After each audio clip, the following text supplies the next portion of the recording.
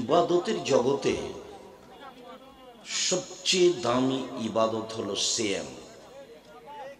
সিয়াম মানে রোজা, আমরা যেটা বলি।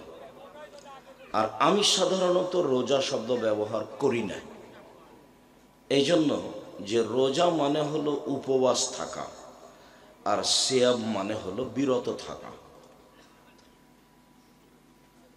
ফজরের আজান থেকে নিয়ে সূর্য ডুবা পর্যন্ত খাওয়া পান করা, যাবতীয় অপছন্দ কথা ও কর্ম, স্ত্রী মিলন, এগুলি থেকে বিরত থাকার নাম হলো সিয়াম। অবশ্যই রোজা আর সিয়াম এক নয়, যদিও আমরা রোজা বলেই বুঝে থাকি সিয়ামকে। সম্মানিত দিনী ভাই বোন, অপছন্দ কথা কর্মের সাথে জড়িয়ে থাকলে মানুষ সিয়াম থাকে না, মানুষ তখন রোজা থাকে, উপবাস থাকা, তখন আর নেকি হয় না, তখন শুধুমাত্র না খেয়ে থাকা হয়। বলছিলাম, ইবাদতের জগতে সবচেয়ে দামি ইবাদত হলো সিয়াম। কয়েকটা প্রমাণ পেশ করি।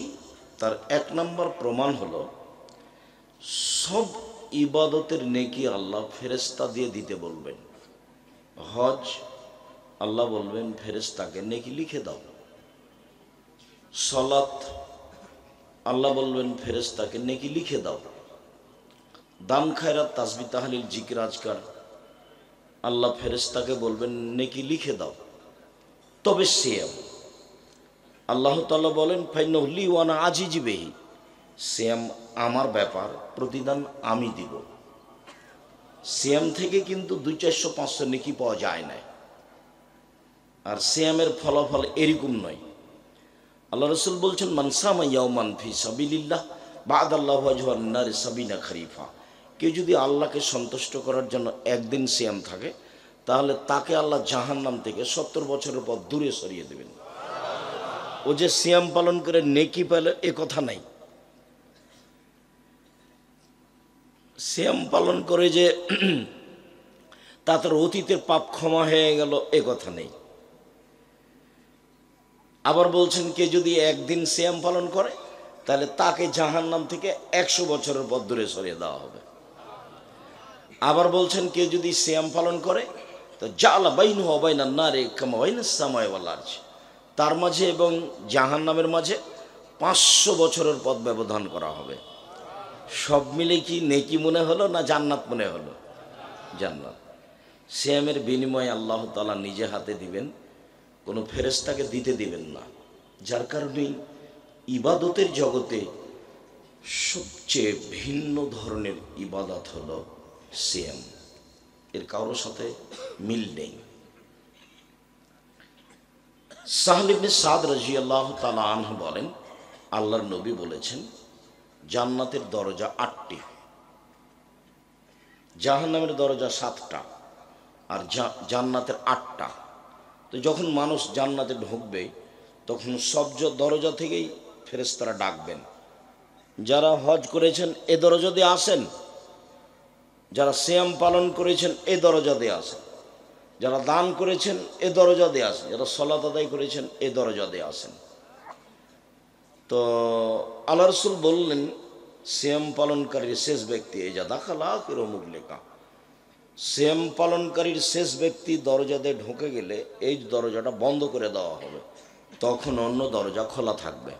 তার মানে হজ পালনকারী দানের দরজা দিয়ে ঢুকতে পাবে, দানকারী হজ পালনকারীদের দরজা দিয়ে ঢুকতে পাবে, কিন্তু সিয়াম ছাড়া এই দরজা দিয়ে কেউ ঢুকতে পাবে না। এটা হলো সিয়ামের পার্সোনাল মর্যাদা, এই কারোর সাথে মিল রাখে না। সম্মানিত দিনী ভাই বোন, সিয়াম বিচারের মাঠে মানুষের পক্ষে কথা বলবে। অবশ্য মানুষের পক্ষে কথা বলবে বিচারের মাঠে 4টে জিনিস: 1 সিয়াম, 2 কোরআন, 3 কালো পাথর হাজরে আসওয়াদ, 4 আঙ্গুল। মানুষ যদি আঙ্গুলে তাসবিহ গণনা করে, তাহলে বিচারের মাঠে আঙ্গুল তার পক্ষে কথা বলবে, আল্লাহ এ আমাকে দিয়ে তাসবিহ গণনা করেছে, তুমি একে জান্নাতে দাও। তাসবিহ দানা দিয়ে তাসবিহ গণনা করলে এই সুযোগ হবে না। হাজার দানা হলে হবে না, পাগড়ি 22 হাতের হলে হবে না, জুব্বা হলে হবে না, কিছুই না। একটা মানুষের কথা দিয়ে ধর্ম চলে, যার নাম মোহাম্মদ সাল্লাল্লাহু আলাইহি সাল্লাম। পৃথিবীর কোনো মানুষের কোনো দাম নেই। পৃথিবীর মানুষ যারা বড় মানুষ তারা সম্মানী, সম্মান করে ডাকতে হবে, সম্মান করে খাওয়াতে হবে, আর মেনে চলতে হবে একটা মানুষকে যার নাম মোহাম্মদ সাল্লাল্লাহু আলাইহি সাল্লাম। যেভাবে পানি পান করেছেন সেভাবে করতে হবে। বলে ডান হাতে ধরেছেন তো ডান হাতে ধরতে হবে, বসে পান করেছেন তো বসে করতে হবে, বলে 3 শ্বাসে করেছেন তো 3 শ্বাসে করতে হবে, বলে পান শেষে আলহামদুলিল্লাহ বলেছেন তো আলহামদুলিল্লাহ বলতে হবে। এর নাম অনুসরণ। উনি একজন, যার নাম মোহাম্মদ সাল্লাল্লাহু আলাইহি সাল্লাম। পৃথিবীর কোনো মানুষ এই সুযোগ রাখে না, পৃথিবীর কোনো মানুষ এই সুযোগ রাখে না। সম্মানিত দিনী ভাই বোন, এক আঙ্গুল বিচারের মাঠে আপনার পক্ষে কথা বলবে। আব্দুর রাজ্জাক সাহেব থামেন, আঙ্গুলে তাসবিহ গণনা করলে আমার ভুল হয়, তাই তো আমি তাসবিহ দানাই করি। এখন থেকে মরা পর্যন্ত যদি একদিনও ঠিক না হয় তবু নেকি হবে, এটাই পথ। আর তাসবিহ দানা দিয়ে গণনা করলে ওটা রাসূলের পথ নয়। মর্মে অযথা অজুহাত দাঁড় করে কোনো লাভ নেই। এর নাম শরীয়ত কারো ভালো মন্দ দিয়ে চলে না। 2 কোরআন তেলাওয়াত, অভ্যাস হতে হবে কোরআন পড়া। অন্তত নিচে নামতে নামতে বলা হয়েছে সূরা ইখলাস 3 বার। 3 কালো পাথর। টাকা যদি হজ করতে গিয়ে বৈধ হয় তাহলে কালো পাথরে যে চুমা দিয়েছে, চুমা তো দিতে পারিনি, দূর থেকে বলেছে লাব্বাইক আল্লাহু আকবার দিয়ে হাতে ইশারা করেছে, এটাই চুমা দেওয়া। আল্লাহু আকবার, এটাই চুমা দেওয়া।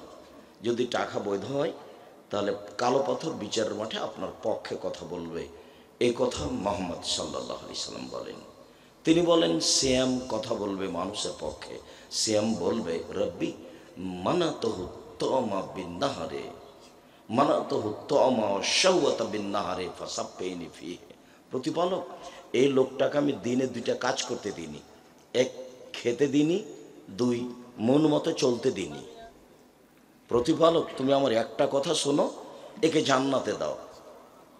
আমি একে 2টা কাজ করতে দিইনি, 1 খেতে দিইনি, 2 মন মতো চলতে দিইনি। তুমি আমার কথা শোনো, ফাইসাফানে। কোরআন এবং সিয়ামের কথা মেনে নেওয়া হবে। আল্লাহ বলবেন সিয়াম ঠিক আছে, তোমার কথা আমি মেনে নিলাম, একে জান্নাতে দিলাম।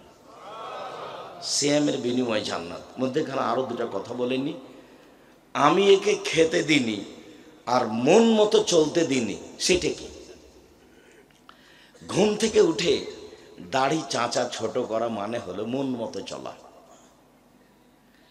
মনের মতো সাদ করে প্যান্টটা টাকনুর নিচে রাখা হলো মন মতো চলা। দোকানে বসে এখানে বসে ল্যাংটা মেয়ে দেখা, এর নাম ওর নাম বদনাম করা, গিবাত করা, ক্ষমতা দেখানো, দলীয় দাপটে মানুষকে জেল হাজতে দেওয়া, এগুলো হলো মন মতো চলা। সুদ ঘুষ খাওয়া হলো মন মতো চলা। তো মন মতো চলে যে সে জাহান্নামে যাবে, অন্য হাদিসে বলা হয়েছে। তা আমি ওকে মন মতো চলতে দিইনি, আমার কথাটা শোনো, একে জান্নাতে দাও। তো যারা এগুলো করে তারা তো আর সিয়াম থাকে না, রোজা থাকে। রোজা মানে উপবাস থাকা। মানুষের বদনাম করে সিয়াম থাকা যায় না। মিথ্যা সাক্ষী দিয়ে মানুষের প্রতি জুলুম করে জেল হাজতে দিয়ে সিয়াম থাকা যায় না। ও রোজা থাকে। ও কি থাকে? রোজা থাকে। নগ্ন পোশাক পরে একজন মহিলা সিয়াম থাকতে পারে না, রোজা থাকতে পারে। সম্মানিত দিনী ভাই বোন, একজন মহিলা এভাবে আঁটো সাঁটো বোরকা পরে অঙ্গ প্রত্যঙ্গ জাতিকে দেখিয়ে রোজা থাকতে পারে, সিয়াম থাকতে পারে না। রোজা মানে উপবাস থাকা, সিয়াম মানে বিরত থাকা। আমি জানি না, মধ্যখানে একটা কথা মনে পড়ে গেল, সেই কথাটা আপনাকে একটু ভালো করে বুঝিয়ে বলি, তারপর আমরা এখান থেকে সরে আলোচনায় চলে যাব। সেটা হলো এই যে জাবের রাদিয়াল্লাহু তাআলা আনহু বলেন, একদা আমরা রাসূলের সাথে যুদ্ধ করে আসছিলাম। এখন মদিনায় ঢুকবো। তো আল্লাহ রসুল বলছেন যে এই তোমরা সবাই থামো, সকালে ঢুকবো। তা আমি জাবের বললাম, আল্লাহ নবী আমি নতুন বিবাহ করেছি, আমাকে একটু বাড়ি যেতে অনুমতি দেন। তখন আল্লাহ রসুল অন্যদিকে কথা বলতে লাগলেন, ও তুমি নতুন বিবাহ করেছো, তো তালাক প্রাপ্তা মেয়ে বিবাহ করেছো না কুমারী মেয়ে বিবাহ করেছো? তা আমি বললাম যে তালাক প্রাপ্তা মেয়ে বিবাহ করেছি। ওর বিবাহ হয়েছিল, তার স্বামী তাকে তালাক দিয়েছে, আমি তাকে বিবাহ করেছি। তা আল্লাহ রসুল বলেন, হাল্লা বিক্রান তোলায় বোকা, তুমি কুমারী মেয়ে কেন বিবাহ করলে না? তুমি তার সাথে খেলতে, ও তোমার সাথে খেলতো। তুমি কুমারী মেয়ে কেন বিবাহ করলে না? তুমি তার সাথে খেলতে, ও তোমার সাথে খেলতো। এইগুলো যখন আল্লাহ রসুল বললেন, তখন জাবের বলছেন, আল্লাহ নবী শোনেন, আমার আব্বা উহুদের যুদ্ধে শহীদ হয়েছেন 9 জন মেয়ে রেখে, আমার 9 জন বোন আছে। আকরাফান উজাব্বেজা মিথলাহুন্না, আমার বোনদের সমবয়সের কম বয়সের মেয়েকে আমি বিবাহ করা পছন্দ করিনি 4টা কারণে। আল্লাহ রসুল শোনেন, আমার আব্বা উহুদের যুদ্ধে শহীদ হয়েছেন 9 জন মেয়ে রেখে, আমার 9 জন বোন আছে। তো আমার বোনদের সমবয়সের মেয়েকে আমি বিবাহ করা পছন্দ করিনি 4টা কারণে। এক, লেতুয়াল্লে মহন্না, আমার স্ত্রী আমার বোনদেরকে বিদ্যা শিখিয়ে দিবে। তো কম বয়সের হলে এটা পারবে না, একটু বয়স লাগবে, বুদ্ধি লাগবে, হুঁশ বুদ্ধি লাগবে, এই জন্য আমি কুমারী মেয়েকে বিবাহ করিনি। 2, বলে তুয়াদ দেবাহন না, আমার স্ত্রী আমার বোনদেরকে শিষ্টাচার শিখিয়ে দিবে। শিষ্টাচার, কম বয়সের মেয়ে হলে এগুলো পারবে না, সেই জন্য আমি একটু বয়সের মেয়ে, তালাক প্রাপ্তা মেয়েকে বিবাহ করেছি। 3, বলে তুরাজ্জেলা হন না, আমার স্ত্রী আমার বোনদের মাথার চুল চিরুনি করে সাজগোজ করে রাখবে। কম বয়সের মেয়ে হলে এগুলো করতে পারবে না, এই জন্য আমি বেশি বয়সের মেয়ে বিবাহ করেছি। 4, বলে তাকুমা আলাইহিন না, আমার স্ত্রী আমার বোনদেরকে পাহারা দিবে। আমার স্ত্রী আমার বোনদের পাহারাদার। এই কথাটা এই পর্যন্ত বলে আপনাকে আমি বলতে চাইলাম, ওই যে কথাটা এসেছিল ফ্যাশন বোরকা পরে, আঁটো সাঁটো কাপড় পরে যারা থাকছে মেয়ে মানুষ, তারা রোজা থাকে, শ্যাম থাকে না। ওই কথাটা বলতে গিয়ে চট করে এটা মনে পড়েছে। তো এখন আপনার মেয়েটার নখ বড় আছে, নখে মেহেদি দেওয়া নেই, নেইল পালিশ দেওয়া আছে। তো এখন কি আপনি চাচা ওর না পিতে? আপনার স্ত্রী কি ওর সৎ মা না আসলেই মা? যদি মা হয় তাহলে তো পাহারাদার। মা হলে কয়টা জিনিস লাগবে? 4টে। 1, শিক্ষা দিতে হবে। 2, শিষ্টাচার শিখাতে হবে। 3, সাজগোজ করে রাখতে হবে। 4, পাহারা দিতে হবে। তো আপনার মেয়ের নখ যদি বড় থাকে আর যদি নখে নেইল পালিশ থাকে, তাহলে হয় আপনার স্ত্রী তার খালা, না হয় তার সৎমা। মা হিসেবে দায়িত্ব পালন করেনি, মা তো ভিন্ন জিনিস। আর আপনি স্বামী হিসেবে দায়িত্ব পালন করেনি, আপনি রাসূলের কথা মানেন না। আল্লাহ রাসূল বলছেন, ইয়া মাশারা শাবাব মানিস্তাতা মিনকুমুল বাত ফালিয়াতাজাওয়াজ। এই যুবক শোনো, যাদের তোমার ক্ষমতা আছে সে যেন বিবাহ করে। ক্ষমতা, ক্ষমতা কি জিনিস? 1, মোহর দেওয়ার ক্ষমতা। 2, শারীরিক ক্ষমতা। 3, কন্ট্রোল ক্ষমতা। ওকে আয়ত্তে রাখতে হবে। তখন আপনার বউ আপনার আয়ত্তে থাকে নাকি? কাপুরুষে দিন কাটায় লাভ নেই, পুরুষের মতো পুরুষ হতে হবে। এই কোথায় গেছিলে? এভাবে দাঁত খুলে দেবে একবারে। এর নাম স্বামী। স্বামী হলে স্বামী হতে হবে। ও হলো মালিক, ও হলো দায়িত্বশীল। কাপুরুষের পরিচয় দিয়ে আর একজনের বদনাম করে, সরকারের নাম উল্লেখ করে নিজের কোনো লাভ নেই। আপনি আপনারটা দেখবেন। চলেন কথায় ফিরে যাই। আমার স্ত্রী আমার বোনদেরকে শিষ্টাচার শিখাবে। শিষ্টাচার কি জিনিস? যেদিকে যাবেন খালি আল্লাহ নবী বলবেন শিষ্টাচার। দেখেন 2-3টা বাক্য ওখানে বলি। আল্লাহ নবী বলছেন, এই শোনো, মান কানাত লাহু জারিয়া, কারো যদি একটা কাজের মেয়ে থাকে, আল্লাহ মাহা ফাসানা তালি মাহা, শিখিয়ে দিল, সুন্দর শিখিয়ে দিল। ওয়াদ্দা বাহা ফাসানা তাদি বাহা, শিষ্টাচার শিখিয়ে দিল, সুন্দর শিষ্টাচার শিখিয়ে দিল। শিষ্টাচার কি জিনিস? হাদিস তো বুখারী মুসলিম। আল্লাহ রাসূল বলছেন, এই শোনো, আনফিক আলা ইয়ালিক মিন তাওলিক ওয়ালা তারফানু আদাকা আশাকা আদাবান মিনা। তুমি তোমার উপার্জিত পয়সা দিয়ে ছেলে মেয়েকে লালন পালন করো, পড়াও। দরখাস্ত লিখে টাকা কমাতে হবে না, তুমি উপার্জন করে তোমার ছেলে মেয়েকে পড়াও। উপার্জন বাপের জমিদারি দিয়ে দিয়ে পড়াও, ব্যবসা করে পড়াও, নাহলে দিন মজুরি করে পড়াও। প্রতিদিন দিন মজুরি করে 500 টাকা পাবা, এক মাসে 15,000 টাকা পাবা। ওরা না হয় 3-4 হাজার টাকা নিবে। উপার্জন করে ছেলে মেয়েকে পড়াও। যদি দিন মজুরি করে না পারো তাহলে ভিক্ষা করে পড়াও। মানুষের উপার্জনের শেষ পথ কি? ভিক্ষা। ভিক্ষা বাপে করবে, ছেলে পড়াশোনা করবে। ছেলে মেয়েকে পড়াশোনা করার বাপের শেষ পথ কি? ভিক্ষা করা। এটা তার জিম্মেদারি, করতেই হবে, এটা তার জিম্মেদারি, জরুরিভাবে। তাহলে রাসূল পরের বাক্যে বললেন যে তুমি শিষ্টাচারের লাঠি উঠিয়ে নিও না পরিবার হতে, মানে শক্তভাবে শিষ্টাচার বাস্তবায়ন করো। শিষ্টাচার কি জিনিস? আল্লাহ রাসূল বললেন, মান ওয়ালাদালাহু ওয়ালাদান ফালিউহসিন ইসমাহু আদাবাহু। কারো যদি ছেলে মেয়ে জন্ম নেই, সেজন্য একটা সুন্দর নাম রাখে, শিষ্টাচার শিখিয়ে দেয়। শিষ্টাচার কি জিনিস? আল্লাহ রাসূল বলেন, মান কানা লাহু সালাসা বানাত। কারো যদি 3টা মেয়ে থাকে, ফা আল্লামাহুন্না, তাকে বিদ্যা শিখালো, ও আদ্দাবাহুন্না, তাকে শিষ্টাচার শিখালো, ও সাকাহুন্না, তাকে পান করালো, অকাসাহুন্না, তার কাপড় চোপড়ের ব্যবস্থা করলো, তাহলে কন্যা হেজাবান মিনান নারে হেজাবাল নার ইয়াউমাল কিয়ামা। বিচারের মাঠে ওর মেয়ে ওকে বাঁচানোর জন্য অন্তরাল হয়ে যাবে। ওদিকে থাকবে জাহান্নাম, আর এদিকে থাকবে ওর বাপ, আর মধ্যে থাকবে মেয়েরা। আগে বাপের জান্নাত ঘোষণা হবে, তারপরে সরবে। মধ্যে কে আছে? মেয়েরা। এদিকে কে আছে? বাপ। আর ওদিকে কি আছে? জাহান্নাম। তবে 10টা ছেলেকে পড়াই 1 পয়সা লাভ হবে, এ কথা আল্লাহ নবী বলেননি।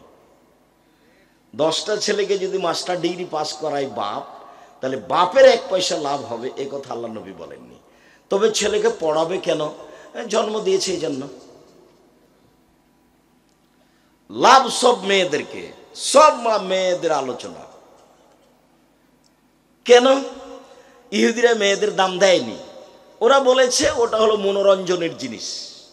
30-40-50 বছর পর্যন্ত জেনা করতে হবে ওর সাথে, তারপরে বিবাহ করতে হবে, 2-1টা ছেলে মেয়ে হবে, তারপর ওকে বৃদ্ধাশ্রমে দিয়ে দিতে হবে। ও পশু প্রাণীর মতো। খ্রিস্টানেরা তার 5 পয়সা দাম দেয়নি, বলেছে এ হলো উপভোগের জিনিস। আবার বলেছে যদি এদের ঋতু হয়, হাইজ হয়, ছি ছি ছি, ওকে বাড়ির পিছন দিকে রেখে আসো। চাঁপাইনবাবগঞ্জের ভাষাতে ছাই তোলা প্লেট দিয়ে ওকে ভাত দাও। প্লেটে ছাই তোলা প্লেট বুঝেন? ছাই উঠানোর জন্য যে ভাঙা প্লেটটা ব্যবহার করে। ময়লাযুক্ত গ্লাসে ওকে পানি দাও। কেন? ওর হাইজ হয়েছে, ওর সাথে খাওয়া হবে না, ওর সাথে থাকা হবে না। ইহুদি খ্রিস্টান এরকম দেখিয়েছে। আর জাহেলিয়াতের যুগে মেয়েদেরকে মাটিতে পুঁতে দেওয়া হতো, ওরাও দাম দেয়নি।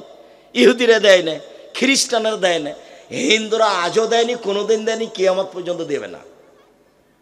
হিন্দুরা মেয়েদেরকে জমি দেয় না, হিন্দুরা মেয়েদেরকে জমি দেয় না। বিবাহের দিন শেষ করেছে সব, কলার গাছের চতুর্দিক দিয়ে ঘুরিয়ে কাজ শেষ করেছে। জমি জায়গা নেই। সব দাম দিয়েছে কোরআন, সব সম্মান দিয়েছে আল্লাহ, সব সম্মান দিয়েছেন মুহাম্মদ সাল্লাল্লাহু আলাইহি সাল্লাম। সম্মান দিতে দিতে দিতে দিতে এই পর্যায়ে দিয়েছেন, বলছেন আর দুনিয়া কুল্লু হমাতা খায়ের মাতার দুনিয়াল মারাত সালা। স্বভাব সব পৃথিবী, গোটা পৃথিবী সম্পদ, পৃথিবীর সবচেয়ে দামি সম্পদ মহিলা। গোটা পৃথিবী সম্পদ, সবচেয়ে দামি সম্পদ ভালো মহিলা। আমরা বলছেন সুখময় জীবনের জন্য 4টে জিনিস লাগে, তার 1 নম্বরে আলমারাতু সালেহা, ভালো মহিলা। আবার বলছেন মহিলা যদি 4টা কাজ করে জান্নাতের সব দরজা খোলা। পুরুষ 4টা কাজ করে জান্নাত পাবে না, এই সুযোগ পুরুষের নেই। 1 5 ওয়াক্ত সালাত, 2 রমজানের সিয়াম, 3 স্বামীকে মেনে চলা, 4 জেনায় লিপ্ত না হওয়া, জান্নাতের সব দরজা খোলা। কে যদি 3টা মেয়ে লালন পালন করে, তাহলে ওর মেয়েরা ওকে জাহান্নামে যেতে দিবে না, না করে দিবে। মেয়েরা বলবে না হবে না, আগে জান্নাত তারপরে আমরা।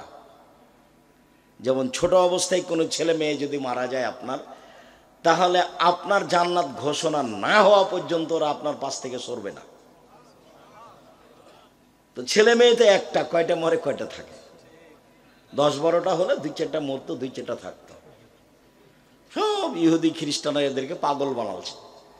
এগুলো বিষয়ে বক্তব্য শুনলে আব্দুল্লাহর বক্তব্যে ফিরে যেতে হবে।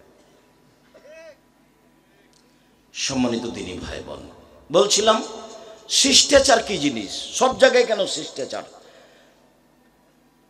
4টা কারণে আমি কম বয়সের মেয়ে বিবাহ করিনি।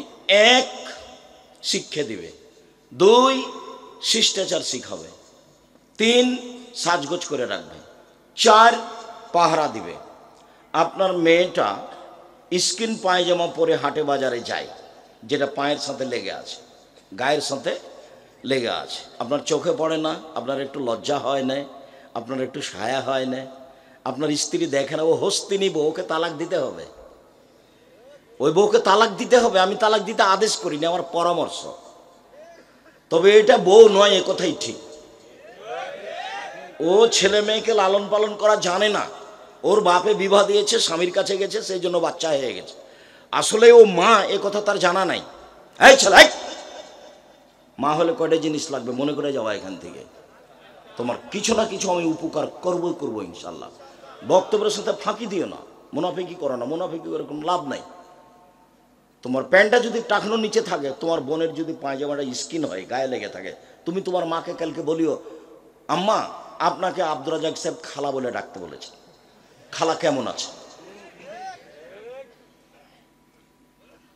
আম্মা আপনাকে আব্দুর রাজ্জাক সাহেব বলে গেছেন সৎমা বলে ডাকতে, সৎমা কেমন আছেন? আসসালামু আলাইকুম, সৎমা কেমন আছে? মা হলে কি করতে হবে? শিক্ষা দিতে হবে। সব শিক্ষা একরকম নয়, শিষ্টাচার শিখাতে হবে। সব শিষ্টাচার একরকম নয়। মোবাইলটা রিং হচ্ছে, অন করে দে হ্যালো, এটা একটা শিষ্টাচার। অন করে দে আসসালামু আলাইকুম, এটা একটা শিষ্টাচার। দুটো এক নয়।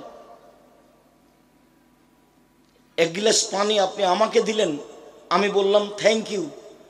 আপনি আরেকজন মৌলানা সাহেবকে দিলেন, মৌলানা সাহেব বলেন জাজাকাল্লাহ খায়ের। দুটাই শিষ্টাচার, দুটো এক নয়। দাম আছে শিষ্টাচারের। ফাদা বাহ ফাসানা তাদি বাহা, শিষ্টাচার শিখিয়ে দিল, সুন্দর শিষ্টাচার শিখিয়ে দিল।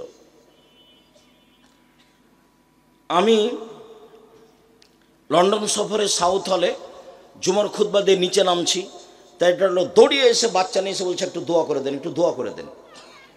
তো আমি মাথায় হাত দিয়ে দোয়া করতে দেখছি মাথার চুল বাম দিকতে এইভাবে কাটা আছে, 3টে কেঁচি মারা আছে। তা আমি বললাম যে ওর মা মনে হয় চুল ছাড়তে জানে, দিচ্ছিল, ছেলে দিচ্ছিল, এরকম হয়ে গেছে। ছেলে মনে হয় দিচ্ছে না। ওই আবদুল্লার ছেলে আছে মোহাম্মদ, ওকে যদি নাপিতের কাছে নিয়ে যাওয়া হয় তো খালি হইচই লাগিয়ে দেয়, না না আমার দাদি, আমার দাদি, আমার দাদি। ওর দাদিকে চুল ছেড়ে দিতে হবে। তা এরকমই কিছু হবে। তো এই কথা বলেই আমি এখন নিচে নেমে ঘুরছি, তো চুল ছাড়া সাইনবোর্ড দেওয়া আছে ওখানে, দেখি এরকম দাগ দেওয়া আছে।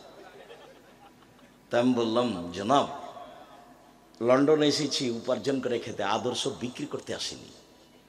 এখানে বহু ছেলে দেখবেন মাথার চুল ওপরে আছে, শুধু খালি সব জিনিস কাটা আছে, ওটা খেলোয়াড়ের।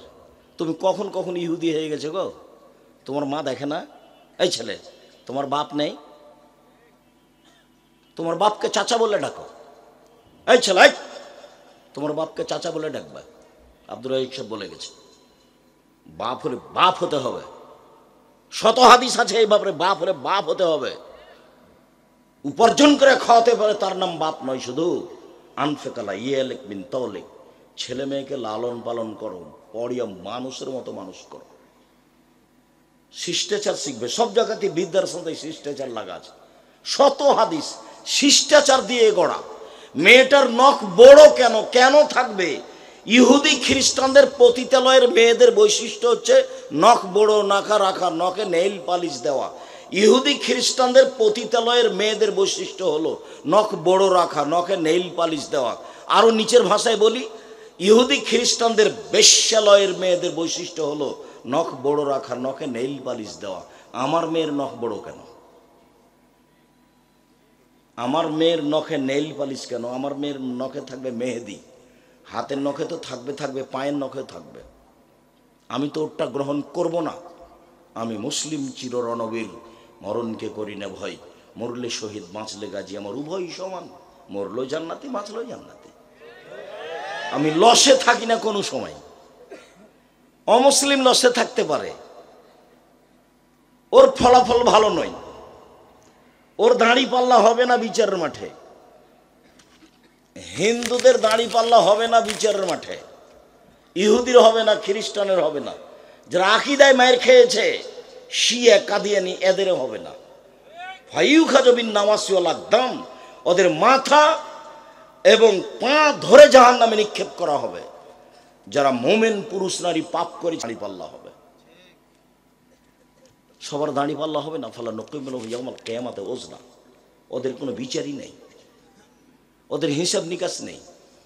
আপনি মা, আপনি বাপ, দুইজন মিলে স্বামী স্ত্রী মিলে এই সংসারটা বাস্তবায়ন করেন।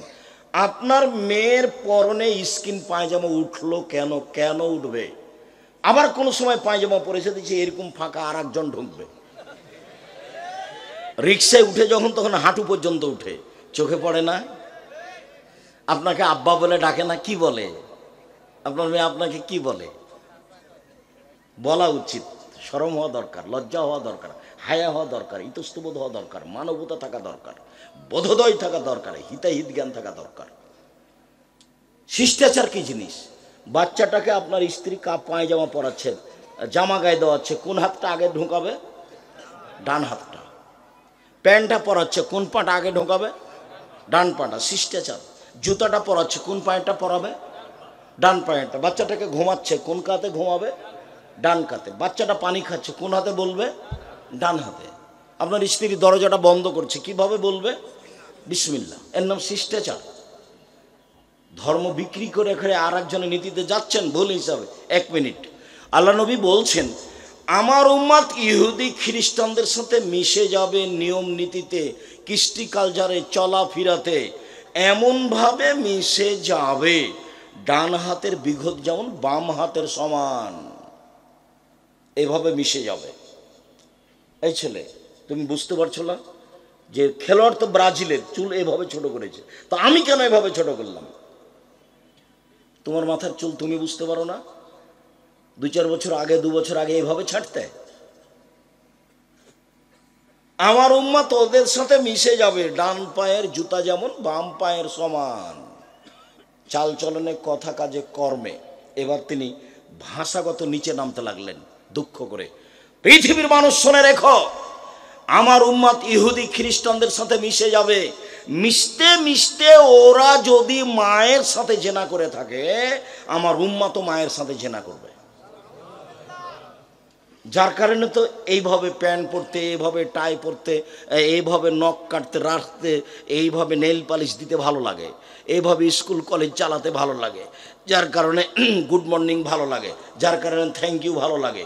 ওর সাথে তো আমার আদর্শের মিল নাই। আল্লাহ নবী বলছেন দিন রাত তার বিরোধিতা করো। সম্মানিত দিনী ভাই বোন, আপনারা স্বামী স্ত্রী দুইজনে এমনি সময় কাটাতে পাবেন না। পুরো জীবনটা ছেলে মেয়ে নিয়ে, ঘুম থেকে নিয়ে ঘুম ওঠা পর্যন্ত সব রাসূল সাল্লাল্লাহু আলাইহি ওয়াসাল্লামের শিষ্টাচার খুঁজে খুঁজে তলিয়ে তলিয়ে দেখতে হবে। ওদের সাথে মিল খাবে না। ওরা পৃথিবী যখন দখল করে আছে তখন মুহাম্মদ সাল্লাল্লাহু আলাইহি ওয়াসাল্লাম এসেছেন এবং সব নিয়ম নীতি উল্টে দিয়েছে। তো বলছে যে মুহাম্মদ সাল্লাল্লাহু আলাইহি ওয়াসাল্লাম যে আমাদের সবই উল্টিয়ে দিল। আরে পেশাব করলেও ও মহিলাদের মতো করে আড় করে পেশাব করে। পেশাবের বলে নিয়ম আছে, পেশাব করতে বসলে দোয়া পড়তে হবে, ডান হাত দিয়ে পবিত্রতা অর্জন করা যাবে না। মুহাম্মদ সাল্লাল্লাহু আলাইহি ওয়াসাল্লাম এত ছোট কথা বলে, ছি, এ কি করে নবী হতে পারে? এত ছোট কথা বলে। সালমান ফার্সি জানো মুহাম্মদ সাল্লাল্লাহু আলাইহি ওয়াসাল্লাম এভাবে পেশাব করা শিখায়, পায়খানা করা শিখায়? জি, আমাদের নবী মুহাম্মদ সাল্লাল্লাহু আলাইহি ওয়াসাল্লাম বলেছেন কেবলা মুখী হয়ে পেশাব পায়খানা করা যাবে না। জি, আমাদের নবী মুহাম্মদ সাল্লাল্লাহু আলাইহি ওয়াসাল্লাম বলেছেন বসে পেশাব পায়খানা করতে হবে। জি, আমাদের নবী মুহাম্মদ সাল্লাল্লাহু আলাইহি ওয়াসাল্লাম বলেছেন পেশাব পায়খানার পরে পানি দিয়ে পবিত্রতা অর্জন করতে হবে। জি, আমাদের নবী মুহাম্মদ সাল্লাল্লাহু আলাইহি ওয়াসাল্লাম বলেছেন পেশাব পায়খানা পবিত্রতা অর্জন করার সময় বাম হাত ব্যবহার করতে হবে, ডান হাত নয়। জি, আমাদের নবী মুহাম্মদ সাল্লাল্লাহু আলাইহি ওয়াসাল্লাম বলেছেন লিঙ্গ ধরার সময় স্পর্শ করার সময় বাম হাত দিয়ে ধরতে হবে, ডান হাত নয়। জি, আমাদের মুহাম্মদ সাল্লাল্লাহু আলাইহি সাল্লাম বলেছেন পানি না থাকলে ঢেল, 3টি ঢেল দিয়ে পবিত্রতা অর্জন করতে হবে, টিস্যু পেপার দিয়ে পবিত্রতা অর্জন করতে হবে। জি, আমাদের নবী মুহাম্মদ সাল্লাল্লাহু আলাইহি সাল্লাম বলেছেন হাড় দিয়ে পবিত্রতা অর্জন করা যাবে না, কয়লা দিয়ে পবিত্রতা অর্জন করা যাবে না। এক টানা সালমান ফার্সি বলতে লাগলেন পবিত্রতা। ওদের টয়লেটে পানির ব্যবস্থা নেই, ইহুদি খ্রিস্টানদের টয়লেটে পানির ব্যবস্থা নাই, পবিত্রতা লাগবে না, কুকুর প্রিয় মানুষ ওরা। আমি এখন ওই বার্মিংহামের ট্রেন স্টেশনে যাচ্ছি, বলছে সাইদ টয়লেটে যেতে হবে। ওস্তাদজি টয়লেটে যাবেন তো পানির ব্যবস্থা নাই যে, ইন্নালিল্লাহ, কি করতে হবে? বলে টিস্যু ব্যবহার করে পবিত্রতা অর্জন করতে হবে। তুমি ওর সাপ দিয়েছো, তোমার পিঠে তোমার একটা গেঞ্জি আছে, পিছন দিকে 47 লেখা আছে, তোমার গায়ে একটা গেঞ্জি আছে, তার পিছনে 10 লেখা আছে, তোমার 10 দিতে দিতে আমার নামাজ শেষ, এমন বিশাল করে লেখা আছে। এরই নাম হলো ওদের কৃষ্টি কালচার আমাদের ছেলে মেয়ে কি করবে? গ্রহণ করবে। এমনভাবে স্কিন পায়জামা পরেছে আমার মেয়ে যে শরীহাত তো দেখা যাচ্ছে, লজ্জা স্থান বোঝা যাচ্ছে। ছি ছি ছি ছি ছি। তখনও আপনি বাপ? ছি। তখনও আপনি মা? জি না, ভুল হিসাব, দুঃখিত। বাপ দেখবেন? 1 মিনিট, কথা মধ্যেখানে ঢুকে আমার লম্বা হয়ে গেল। 1 মিনিট বাপ দেখবেন? দেখেন বাপ কাকে বলে। আয়েশা রাদিয়াল্লাহু তাআলা আনহা বলেন আমরা এক যুদ্ধ থেকে আসছিলাম, হঠাৎ করে আমার গলার হাড়টা হারিয়ে গেল, খুঁজে পাই না। সলাতের টাইম হয়ে গেছে, নামাজের টাইম হয়ে গেছে, পানি নাই, অজুও করতে পারি না, যেতেও পারি না।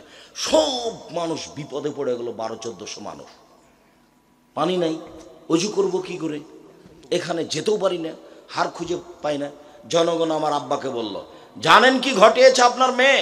কি ঘটিয়েছে? আপনার মেয়ে তো হাড় হারিয়েছে, যার কারণে তো আমরা খুঁজে পাই না, যেতেও পারি না, তাই মানুষগুলির এত সমস্যা ঘটিয়েছে। জি। আয়েশা রাদিয়াল্লাহু তাআলা আনহা বলছেন আমার আব্বা আমার কাছে আসলেন, আবু বকর সিদ্দিক আমার কাছে আসলেন, ফালাকাজানি লাকতাতান শাদীদা, আমার কোমরের উপরে এত জোরে একটা কিল মারলেন। ওই সময় আমার স্বামী আমার উরু রানের উপরে মাথা দিয়ে ঘুমিয়েছিলেন। আমার স্বামী আমার উরু রানের উপরে মাথা দিয়ে ঘুমিয়েছিলেন।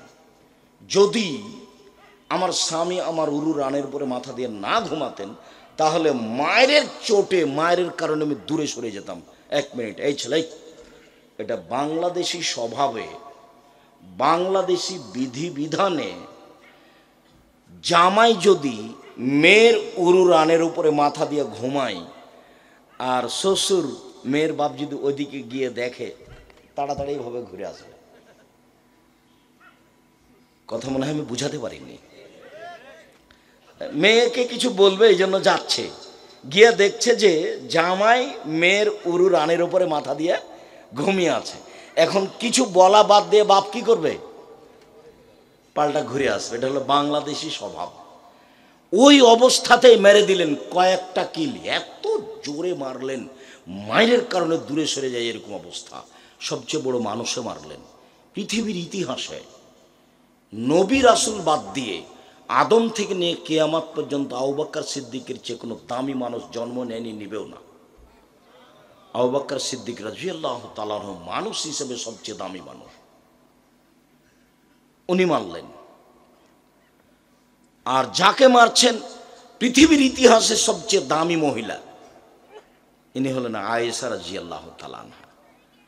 আর যার সামনে মারলেন উনি হচ্ছেন পৃথিবীর সবচেয়ে দামি মানুষ, উনি হলেন মুহাম্মদ সাল্লাল্লাহু আলাইহি সাল্লাম।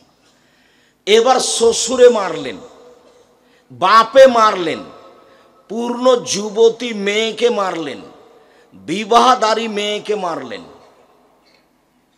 জামাইয়ের সামনে মারলেন, দিন দুপুরে খোলা মাঠে মারলেন, পৃথিবীর সবচেয়ে বড় মানুষে মারলেন, পৃথিবীর সবচেয়ে বড় মহিলাকে মারলেন, পৃথিবীর সবচেয়ে বড় মানুষের সামনে মারলেন, বিবাহদারী মেয়েকে মারলেন, পূর্ণ যুবতী মেয়েকে মারলেন, জামাইয়ের সামনে মারলেন, হাত দিয়ে মারলেন। এত বড় বাপে এত বড় বেটিকে, এত বড় জামাইয়ের সামনে বিবাহদারী মেয়েকে হাত দিয়ে মেরে দিলেন। ভুল কোথায়? এটা হারিয়ে গেছে, খেয়াল করতে পারেননি এই জন্য। আর আপনার মেয়েটা স্কিন পায়জামা পরে চলে যায় স্কুল কলেজে, হাটে বাজারে, আপনি দেখতে পান, আপনি কিছুই বলেন না। আপনি আবার বাপ, ছি, আপনার মতো বাপকে বাপ বললে আমার খুব কষ্ট হয়, আপনার মরে যাওয়া উচিত। আপনার ছেলে মেয়েকে জামিয়া সালাফে পড়াবে ইনশাল্লাহ। জামিয়া সালাফে 5000 ছেলে মেয়ে পড়াশোনা করে। কালকে যদি আরও 5000 ছেলে মেয়ে চলে যায়, সমস্যা হবে না পড়ানোর ইনশাল্লাহ। 300 জন শিক্ষক শিক্ষিকা আছে। আপনি না থাকলে আমি পড়ানোর জিম্মেদারি নিলাম ইনশাল্লাহ। আপনার মতো বাপ আমি চাচ্ছি দে, বেঁচে থাকার চেয়ে মরে যাওয়া ভালো। চিন্তা করবেন না কিভাবে পড়বে, এতিম লালন পালন করব। বাংলাদেশের সর্বোচ্চ প্রতিষ্ঠান জামিয়া সালাফিয়া, মনে বড় স্বাদ। এদেশের মাটিতে আমি উন্নত মানের প্রতিষ্ঠান গড়বই করবো ইনশাল্লাহ, যেখানে ছেলে মেয়ে বাংলা, ইংরেজি, আরবি উন্নত মানের শিক্ষা অর্জন করে জাতির অন্যায়ের বিরুদ্ধে লড়বে, মুখে কলমে মিডিয়াই লড়বে ইনশাল্লাহ। এই যে মুখে আছি, সামনে মিডিয়া আছে, কলম সাথে আছে, জীবনবাজি রেখে চেষ্টা চালাচ্ছি। আপনি এতিম, আপনার ছেলে মেয়ে এতিম হয়ে গেলে কোনো সমস্যা নেই, আপনি বেঁচে থাকেন, এটা আমি চাচ্ছি, পুরুষের মতো হয়ে বেঁচে থাকেন। এই যে বাপ, যে 1 মিনিট, হাদিস বুখারী মুসলিম, এরই নাম বাপ। বাপ দেখে যান, বক্তব্যের সাথে মুনাফিকি করিয়েন না। বক্তব্যের সাথে মুনাফিকি করে কোনো লাভ নেই, বক্তব্যের সাথে মুনাফিকি করে কোনো লাভ নেই। তোমার বোন ফ্যাশন বোরকা পরে যাবে দিন রাত, তার নাম বোরকা? এটা তুমি দেখতে পাও না, তোমার বাপ দেখতে পায় না, তোমার মা দেখতে পায় না, এরই নাম মা, এরই নাম বাপ। প্রসব করাতে পারলে মা হওয়া যায়। পাগলিও বাচ্চা প্রসব করাতে পারে, পাগলিও বাচ্চা প্রসব করাতে পারে। কিন্তু পাগলির বাচ্চা যখন পানি খায়, বাম হাতে গ্লাস ধরে, তখন পাগলি বলতে পারে না আম্মু ছি ছি ছি ছি, আম্মু বাম হাতে শয়তান খায়, ডান হাতে ধরো, ডান হাতে ধরো, ডান হাতে ধরো, এই কথা পাগলি বলতে পারে না। কিন্তু আপনার স্ত্রীর সামনে যদি মাস্টার ডিগ্রি পাস, আপনার স্ত্রী মাস্টার ডিগ্রি পাস, ওর সামনে যদি আপনার মেয়ে বাম হাতে পানি খায়, তাহলে এ তো পাগলির চেয়ে খারাপ। একে রেখেছেন কেন? এ হলো হস্তিনী বউ, এ মাস্টার ডিগ্রি পাস নয়, এ আপনার পরিবারকে কবর দিতে এসেছে। এ হলো হস্তিনী বউ, এ ভালো বউ নয়। আল্লাহ নবী বলছেন, 4টে জিনিস আছে যার, সুখময় জীবন তার। 4টে জিনিস আছে যার, সুখময় জীবন তার। 1, ভালো স্ত্রী, আমি বলিনি এ কথা। 2, ভালো প্রতিবেশী। 3, একটা ভালো গাড়ি। 4, প্রশস্ত ঘর। এগুলো আমি বলিনি, এগুলো মুহাম্মদ সাল্লাল্লাহু আলাইহি সাল্লাম বলেছে। আর আপনি বলেন যে আমার বউ ভালো। আপনি শুধু বলতে পারেন যে মাস্টার ডিগ্রি পাস করেছে আর কলেজে পড়াই। হেডমাস্টারকে যে বলে, ভাইয়া কেমন আছেন ভাইয়া, হেডমাস্টারকে বলে। আর ব্যাংকে যাই, ব্যাংকে চাকরি করতে যাই, একটু 19-20 হলে ম্যানেজার ধাক্কা মারে, ধমকায়। ওকে তো সৃষ্টি এই জন্য করা হয়নি। আল্লাহ বলছেন, অমিন আয়াতিহান খালাকালাকুম মিন আনফুসিকুম আজওয়াজান লিতাসকুনু ইলাইহা। পৃথিবীর মানুষ, তোমাদের পাশ থেকে, তোমাদের মধ্যে থেকে তোমাদের স্ত্রীদেরকে সৃষ্টি করেছি, ওখানে তুমি শান্তি পাবা, তৃপ্তি পাবা। এই জন্য ও তোমাকে শান্তি দিবে, ও তোমাকে তৃপ্তি দিবে, ও তোমাকে সন্তান দিবে। এই জন্য আমি তাকে সৃষ্টি করেছি, ব্যাংকের জন্য নয়। সরকারি চাকরি করে পয়সা উপার্জন করবে এই জন্য নয়, পয়সা তুমি উপার্জন করো শান্তি তৃপ্তির জন্য। 24 ঘন্টার মধ্যে চাকরি ছেড়ে দিতে হবে, ওই চাকরির 5 পয়সা দাম নেই। ওই চাকরি দিয়ে আপনার সংসার ধ্বংস হয়েছে, ওই চাকরি দিয়ে আপনার মেয়েটা স্কিন পায়জামা পরতে শিখেছে, ওই চাকরি দিয়ে আপনার মেয়েটা নখ বড় রেখেছে আপনার বউয়ের চাকরির কারণে। আবার আপনার বউ হলো এলাকার চেয়ারম্যান, ভাইয়া আসো চা খেয়ে যাও ভাইয়া, চা খেয়ে যাও ভাইয়া। চেয়ারম্যান মেম্বার, খারাপ লাগে না? আপনার শ্বশুর বলে হাজি, আপনার বাপ নাকি হাজি, খারাপ লাগা তো দরকার। আপনি মুসলমান মনে করেন না নিজেকে? বুঝেও বুঝে না ওরা, অন্তর আছে বুঝে না, দেখেও দেখে না ওরা, চক্ষু আছে দেখে না, শুনেও শুনে না ওরা, কান আছে শোনে না। উলায়েকা কাল আনাম, তারা পশু প্রাণীর মতো, তারা গরু ছাগলের মতো, তারা কুকুর শ্রীগালের মতো। বালহুম আযাল, বরং তার চেয়ে খারাপ। আপনার জীবনটা গরু ছাগল পশু প্রাণীর মতো। খারাপ লাগে কেন? কেন খারাপ লাগে? আমি আব্দুর রাজ্জাক বিন ইউসুফ জাতির সামনে 33 বছরে কোনোদিন অপ্রয়োজনীয় কথা বলিনি। আপনার এই বউকে যদি আমি অশিক্ষিত প্রমাণ করতে না পারি, আমি জাতির সামনে বক্তব্য দেব না। 33 বছরে কোনোদিন অপ্রয়োজনীয় বাক্য বলিনি কোনোদিন। আজ কেন 33 বছরে কোনোদিন বলিনি। 33 বছরে আমি কোনোদিন সরকার বিরোধী বক্তব্য দিইনি, একটা বাক্য নেই। 33 বছর আমি কোনোদিন মাযহাব নিয়ে কথা বলিনি, একটা বাক্য নেই। আর আপনি মাযহাবী মানুষ শুরু করলেই আপনি আরেকজনকে গালি দিয়ে শুরু করেন, আরেকজনের বদনাম করে শুরু করেন। আমি তো বলছি, আমি আব্দুর রাজ্জাক বিন ইউসুফ আজকের বক্তব্য চ্যালেঞ্জ করিনি, পাবনার মাঠে 34 বছরের সব বক্তব্য চ্যালেঞ্জ করলাম। একটা বাক্য পাবেন না আপনি। ওই পাতাই পড়ি না আমি, ওই পাতা আমি পড়ি না, ওই পাতা আমার বন্ধ করা আছে। আমাকে লোকে কি বলেছে তার উত্তর আমি দিই না। আমাকে একদিন এনাদের এলাকায় মুর্শিদাবাদ, ওটা মালদাতে, খুব চাপ দিয়ে বলছে যে আপনি একটু বলেন না, আপনার ব্যাপারে এত বলছে, আপনি একটু মুখ খুলবেন না। তো আমি বললাম যে আমাকে যদি ধুয়ে রেখে দেয় তবু আমি মুখ খুলব না। বলতে বলতে যে ধুয়ে দেয় তবু আমি বলবো না। কেউ যখন আমাকে খুব গালি দেয়, দিতে দিতে যখন কথা শেষ করে, তখন আমি আবার রিং দিয়ে বলি, ভাইজান গালি কি আরও বাকি ছিল? আমার মনে হলো যে আপনার টাকা শেষ হয়ে গেছে নাকি, মনে হয় গালি শেষ হয়নি। তা আপনার যদি আরও থাকে তো গালি দিয়ে নেন, যা আপনার মন চায় বলে নেন। আমি তার কথার উত্তর দিই না। সম্মানিত দিনী ভাই বোন, নফল সেম রাখেন একদিন থেকে 15 শাবান পর্যন্ত। 15ই শাবানে মানুষের ভাগ্য লেখা হয়, মানুষের যা মারা যাবে তা লেখা হয়, যা জন্ম হবে তা লেখা হয়, রুজি। এগুলো মিথ্যে কথা, জাল হাদিস। শাবান মাসে বাৎসরিক রিপোর্ট পেশ করা হয়। কোন দিন তা মুহাম্মদ সাল্লাল্লাহু আলাইহি সাল্লামের জানা ছিল না। তো উনি বাৎসরিক রিপোর্ট ধরার জন্য উনি শাবান মাসে বেশি বেশি সিয়াম থাকতেন। আজ মনে হয় রিপোর্ট, কাল মনে হয় রিপোর্ট, পরশু মনে হয় রিপোর্ট। এই রিপোর্টের জন্য তিনি সিয়াম থাকতেন প্রায় শাবান। আর বলতেন একটানা 15 রাখুন। এই জন্য উনি চাইতেন, এই যে আমার রিপোর্টটা, বৎসরের রিপোর্ট নাও, দেখো আমি সিয়াম আছি, দেখো দেখো আমি সিয়াম আছি। আর বৃহস্পতিবার সোমবার তিনি সিয়াম থাকতেন আর সাপ্তাহিক রিপোর্ট সিয়াম অবস্থায় দেখার জন্য। যে নাও দেখো আমার 1 সপ্তাহের রিপোর্ট, দেখো সিয়াম অবস্থায় আছি, দেখো। এটা ভালোবাসতেন তিনি। ফাহি বহিরু ফাওমালে ওনা সায়েম, আমার রিপোর্ট আল্লাহর কাছে পেশ করা হবে, আল্লাহ দেখুক যে আমি সিয়াম আছি।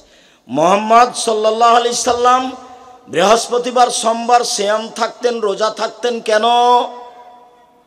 সাপ্তাহিক রিপোর্টটা আল্লাহকে কি অবস্থায় দেখাতে চাইতেন? সিয়াম রোজা অবস্থায়। শাবান মাসে বেশি বেশি সিয়াম থাকতেন কেন? বাৎসরিক রিপোর্ট পেশ করা হয় শাবান মাসে, কোন দিন তার জানা ছিল না। তাই তিনি বেশি বেশি সিয়াম থেকে রিপোর্টটা ধরার চেষ্টা করতেন। দেখো আমার বাৎসরিক রিপোর্ট, আমি সিয়াম অবস্থায় আছি। ইবাদতের জগতে সবচেয়ে দামি সিয়াম, দামি ইবাদত সিয়াম। উমামা বাহিলি বলছেন, আমি একদিন আল্লাহর নবীকে বললাম, মুরনিবে আমালিন, একটা আমলের কথা বলেন যা দিয়ে আমি জান্নাতে চলে যাব। তখন আল্লাহ রাসূল বললেন, উমামা আলাইকা বিসসাম ফাইনাল্লাহ ঈদুল্লাহ, সিয়াম পালন করো।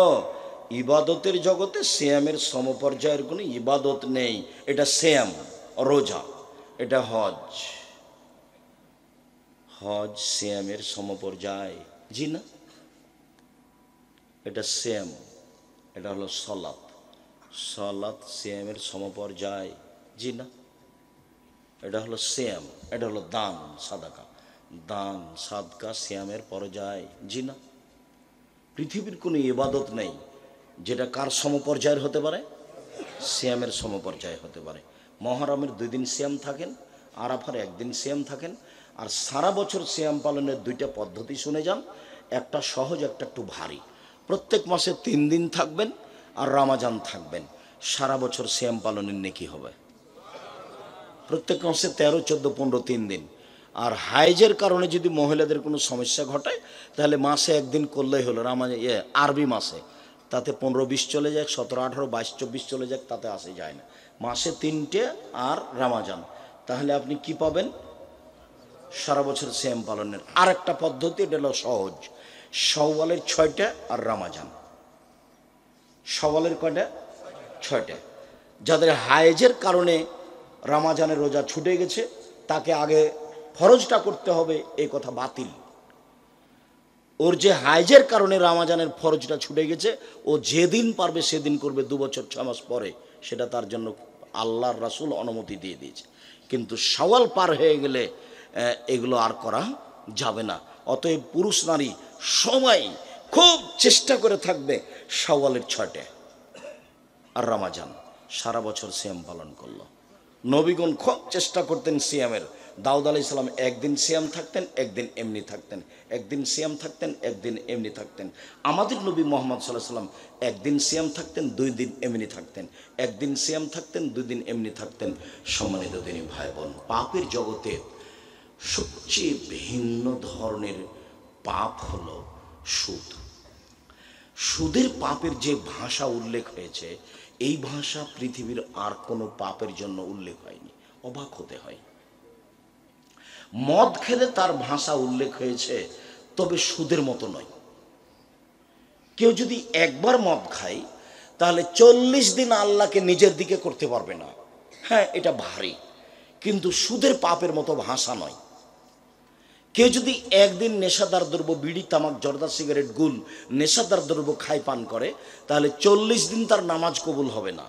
এইটা পরিস্থিতি খুব ভারী, কিন্তু সুদের মতো পাপের ভাষা নয়। সুদের পাপের ভাষাই ভিন্ন, খুব কঠিন। এই ছেলে, বসো, এক খেয়ালে চেয়ে থাকো, আমার দিকে চেয়ে থাকবেন। কথা যেন 19-20 না হয়। পাখি যেন মনে করে আপনি পাথর। আমি আপনার জন্য এসেছি, এবং একটা দিন বের করতে প্রায় 3 বছর সময় লাগে। আপনার সাথে আমার ভালোবাসার অভাব নেই, কিন্তু আমি আসতে পারি না আপনি চাইলেই। আমি আপনার জন্য এসেছি। কোনো কাজ করবেন না কয়েক মিনিট, কোনো কাজ আমাকে দেখাবেন না দয়া করে। উপস্থিত বৈঠকের দিনই মুসলিম বোন, আপনাকে বলছি, কথা বলবেন না। ঢং ঢং ঢং ঢং করে গল্প করতে করতে এসেছেন, আবার ঢং ঢং ঢং ঢং করে গল্প করতে করতে চলে যাচ্ছেন। স্বামী নাই, বাপ নাই, ওভাবে এসেছেন কেন? আরেকজনের সাথে কথা বলছেন কেন?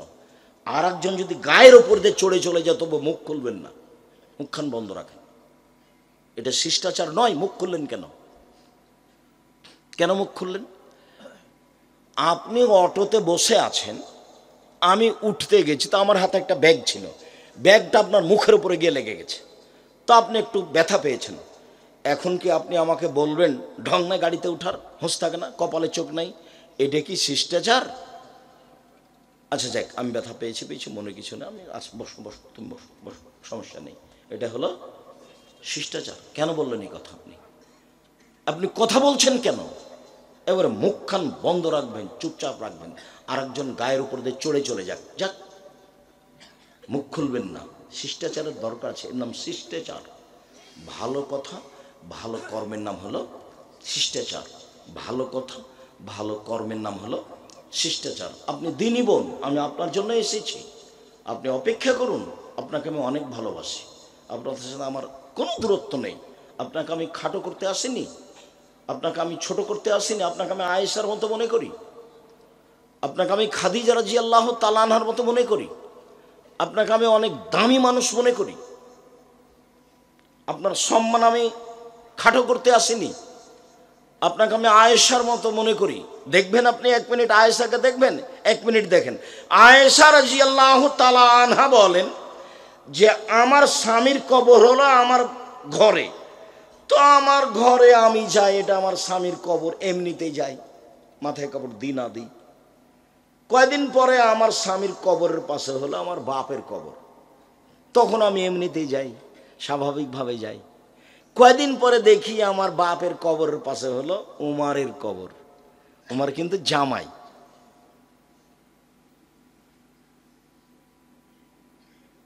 তো উমারের কবর, তো এখন আমি আর কবরের পাশে এমনিতে যায় না, আমি একবারে মাথায় কাপড় দিয়ে নিজেকে গুটিয়ে যাই। কেন? ওখানে একটা বেগানা পুরুষের কবর আছে, আমি কবরকে লজ্জা পাই। আপনাকে তো আমি আয়েশার মতো মনে করি, আপনি আয়েশা রাদিয়াল্লাহু তাআলা আনহার মতো দামি মানুষ, আমি এ কথাই বলছি। আয়েশা রাদিয়াল্লাহু তাআলা আনহা কি কে লজ্জা করতেন? কবরকে। আর আপনি ছোট ব্লাউজ পরে শাড়ি পরে এসেছেন, দেবর ভাসুর আপনার সব শরীর দেখে, আপনার শরীর নাকি ফ্রি। আপনার পেট দেখা যায়, দেবরে দেখে, ভাসুরে দেখে, দেশবাসী দেখে, হাত এই পর্যন্ত ফাঁকা আছে, হাত নাকি ফ্রি। আপনি নাকি মুসলিম নারী, আপনার একটু লজ্জা হয় না কেন? আপনার একটু শরম হয় না কেন? আপনার একটু হায়া হয় না কেন? আপনি মুসলিম, আপনার ধর্মের নাম ইসলাম। মুসলিম মানে মেনে নিয়েছি, মুসলিম মানে কি? মেনে নিয়েছি। আপনার ধর্মের নিয়ম নীতিকে আপনি মেনে নিয়েছেন, সেই জন্য আপনি মুসলিম। আপনি মানেন না কেন? আপনি একটা হিন্দু মেয়েকে দেখবেন, হিন্দু মেয়েটার বিবাহ হলে সিঁথিতে কি দিবে? সিঁদুর, মানে ওর দাম আছে। একটা হিন্দু মেয়ের বিবাহ হলে হাতে কি দিবে? শাখা, তার মানে ওর নীতির দাম আছে। ওর নীতি ভালো মন্দ তার বিবেচনার প্রয়োজন নাই, ওইটা তার নীতি, সেটা সে পালন করবে। ও তারটা ও করে, আপনি আপনারটা করেন না। ও তো মানুষ দিয়ে বানানো, আর আপনারটা মুহাম্মদ সাল্লাল্লাহু আলাইহি সাল্লাম আল্লাহকে দিয়ে বানানো। তফাৎ আছে না? আপনারটা আপনি কেন মানেন না? মুহাম্মদ সাল্লাল্লাহু আলাইহি সাল্লাম নিজে কিছু বলেননি, জিবরাইল দিয়ে আল্লাহ বলেছেন, সেটাকে তিনি বলেছেন। আপনার নিয়ম নীতি আল্লাহর দেওয়া, আপনি উপেক্ষা করবেন কেন? হজবতের নার বিশ্বাহওয়াত, মন মতো চলে যে সে জাহান্নামে যাবে। হজবতের জান্নাত বিল মাকারিহে, নিয়ম নীতি ত্যাগ তিতিক্ষা কষ্ট ক্লেশ করে মেনে চলে যে ধর্মকে, সে জান্নাতে যাবে। নিয়ম নীতি ত্যাগ তিতিক্ষা দিয়ে ঘেরা আছে জান্নাত। পাপের জগতে সবচেয়ে ভিন্ন ধরনের পাপ হলো সুদের পাপ। দেখেন, একটা ভাষা শোনাই। রাসূল সাল্লাল্লাহু আলাইহি সাল্লাম বলেন, মা একুলু দিরহাম রিবা ইয়ালাম ও আসাদ্দমিন সালাসাতে, সে আসাদ্দমিন সিত্তাতি সালাসিনা জিনিয়া। কেউ যদি জেনে শুনে 1 টাকা সুদ খায়, 36 বার জেনা করে যত পাপ হবে, 1 টাকা সুদ খেলে তার চেয়ে বেশি পাপ হবে। 36 বার জেনা করলে, 36 বার জেনা করে যা পাপ হবে, 1 টাকা সুদ খেলে তার চেয়ে 1000 গুণ বেশি পাপ হবে। এটি কি, কেমন হয়ে গেল ভাষা? এর চেয়ে কঠিন আছে। পাপের জগতে সবচেয়ে বড় পাপ হলো শিরক করা, ভাষা এরকম নয়। পাপের জগতে দ্বিতীয় বড় পাপ হলো বাপ মায়ের অবাধ্য চলা, ভাষা এরকম নেই। দেখেন আপনি, সরাসরি জাহান্নাম ঘোষণা আছে, বাপ মাকে মানে না যায়। 1 আকুন, বাপ মাকে মানে না যে সে জান্নাতে যাবে না। 2 জুয়া খেলে যে সে জান্নাতে যাবে না। 3 মান্নান খোটা দেয় যে সে জান্নাতে যাবে না। 4 মধুমিনুল খামর, নিয়মিত বিড়ি তামাক জর্দা সিগারেট গুল নেশাদার দ্রব্য খায় পান করে যে সে জান্নাতে যাবে না। সিরিয়ালে 1 নম্বরে বাপ মাকে মানে না যে সে জান্নাতে যাবে না, এটা চলে এসেছে। পাপের জগতে দ্বিতীয় মহাপাপ হলো পিতামাতার অবাধ্য চলা, কিন্তু ভাষা এমন নয়। পাপের জগতে তৃতীয় মহাপাপ হলো মিথ্যা সাক্ষী দেওয়া। পাবনা জেলে কতগুলো লোক 20-30 বছর থেকে জেলে আছে, নিজেই জানে না আমি কেন জেলে। ওই 1 নম্বর আসামি, যেদিন মারামারি হয় সেদিন ও কিন্তু রংপুরে ছিল। তো প্রতিপক্ষ ভেবেছে যে ওকে 1 নম্বর আসামি করলে এদেরকে দমানো যাবে, ওকে আগে জেলের ব্যবস্থা কর। তো সাক্ষী রেডি কর। কিভাবে? একজনকে 50,000 টাকা দিতে চা, জজের সামনে বলবে আমি 2 চোখে তাকে মারতে দেখেছি। ও কি বলছে? আমি তাকে 2 চোখে মারতে দেখেছি। জজও তো জানে না আসল ঘটনা, উকিলও জানে না আসল ঘটনা, যে সাজিয়েছে শুধু সেই জানে আসল ঘটনা। এর নাম হলো মিথ্যা সাক্ষী। মিথ্যা সাক্ষী পৃথিবীতে তৃতীয় মহাপাপ, কিন্তু ভাষা এমন নয়। আরেকটা শোনেন, আল্লাহ রাসূল বলছেন, আর রেবা সাবুনা জুজান আইসার রোহায়ন, সুদের পাপের 70টি ভাগ আছে, ছোট থেকে বড়, বড় থেকে ছোট, ছোট থেকে বড়। বড় থেকে ছোট। সবচেয়ে যেটা ছোট ভাগ সেটা হলো মার সাথে জেনা করলে যেমন পাপ হয়। নেন এবার বের করেন, যত পাপ আছে কারো ভাষা এরকম নয়। কেউ যদি মদ খায় 40 দিন ইবাদত কবুল হবে না, এই কথা, এটাই কথা। কেউ যদি মদ খায় 40 দিন আল্লাহকে নিজের দিকে করা যাবে না, এটাই কথা। কেউ যদি মদ খায় সে পাপ করলো মূর্তি পূজার মতো। সরস্বতী, ভগবতী, কালী, দুর্গা, লাত, উজ্জা এদের ইবাদত করলে যেমন পাপ হয়, মদ খেলে তেমন পাপ হয়। পাপ বড়, কিন্তু ভাষা এমন নয়, অবাক ভাষা। সুদ কি জিনিস? আব্দুল্লাহর বক্তব্য শুনতে হবে, সুদ কি জিনিস, তাহলে বোঝা যাবে। আমি একদিন বসেছিলাম, বক্তব্য দিচ্ছিল, তখন কথাটা বলল। তার আগে আমি বুঝতে পারিনি যে সুদ এইটা। টাকাকে নিজ গতিতে চলতে দিলে মানুষ শান্তি পাবে, টাকাকে নিজ গতিতে চলতে না দিলে মানুষের উপরে বিপদ নেমে আসবে, মানুষ নিঃস্ব হয়ে যাবে, টাকা পয়সা হারিয়ে ফেলবে। মুদ্রাকে নিজ গতিতে চলতে দিতে হবে। নিজ গতি মানে মুদ্রার নিজস্ব গতি হলো বিনিময়ে ব্যবহার হবে। আমি একটা টিস্যু বক্স নিয়েছি, বিনিময়ে কি দিয়েছি? টাকা। আমি 1 কেজি বেগুন কিনেছি, বিনিময়ে কি দিয়েছি?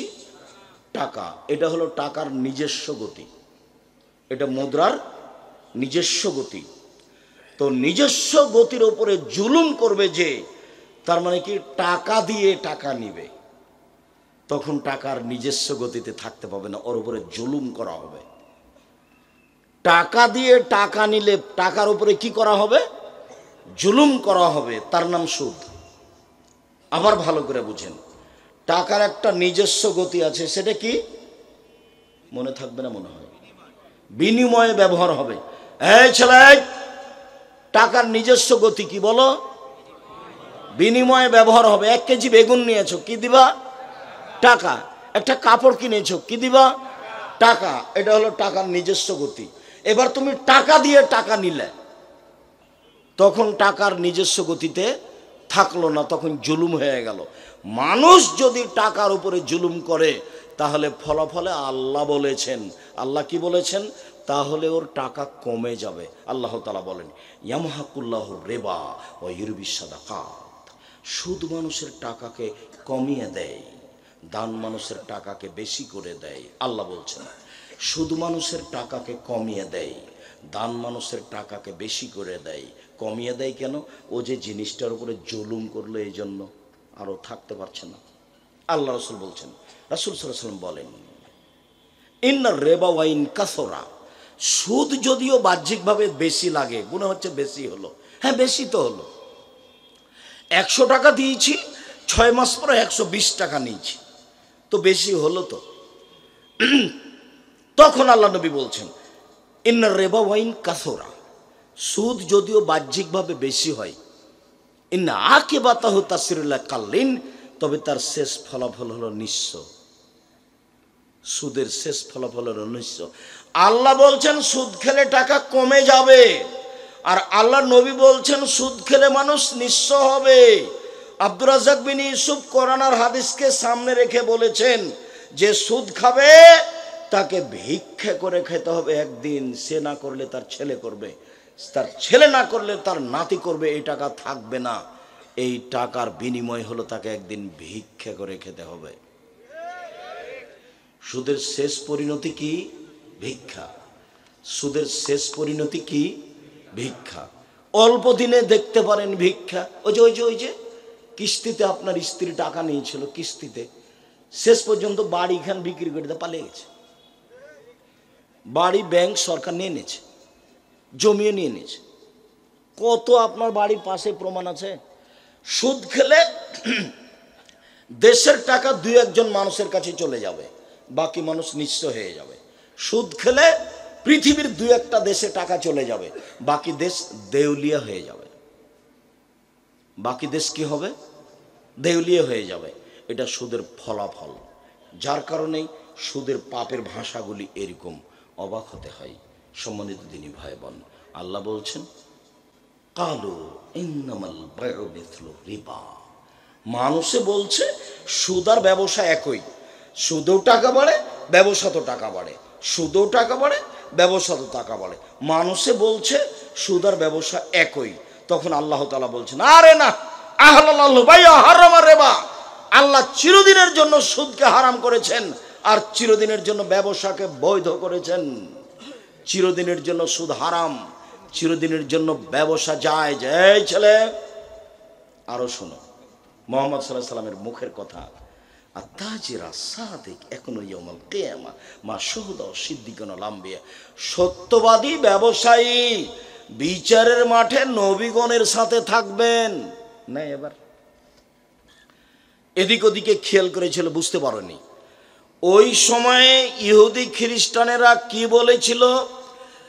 ওরা বলেছিল সুদ আর ব্যবসা একই।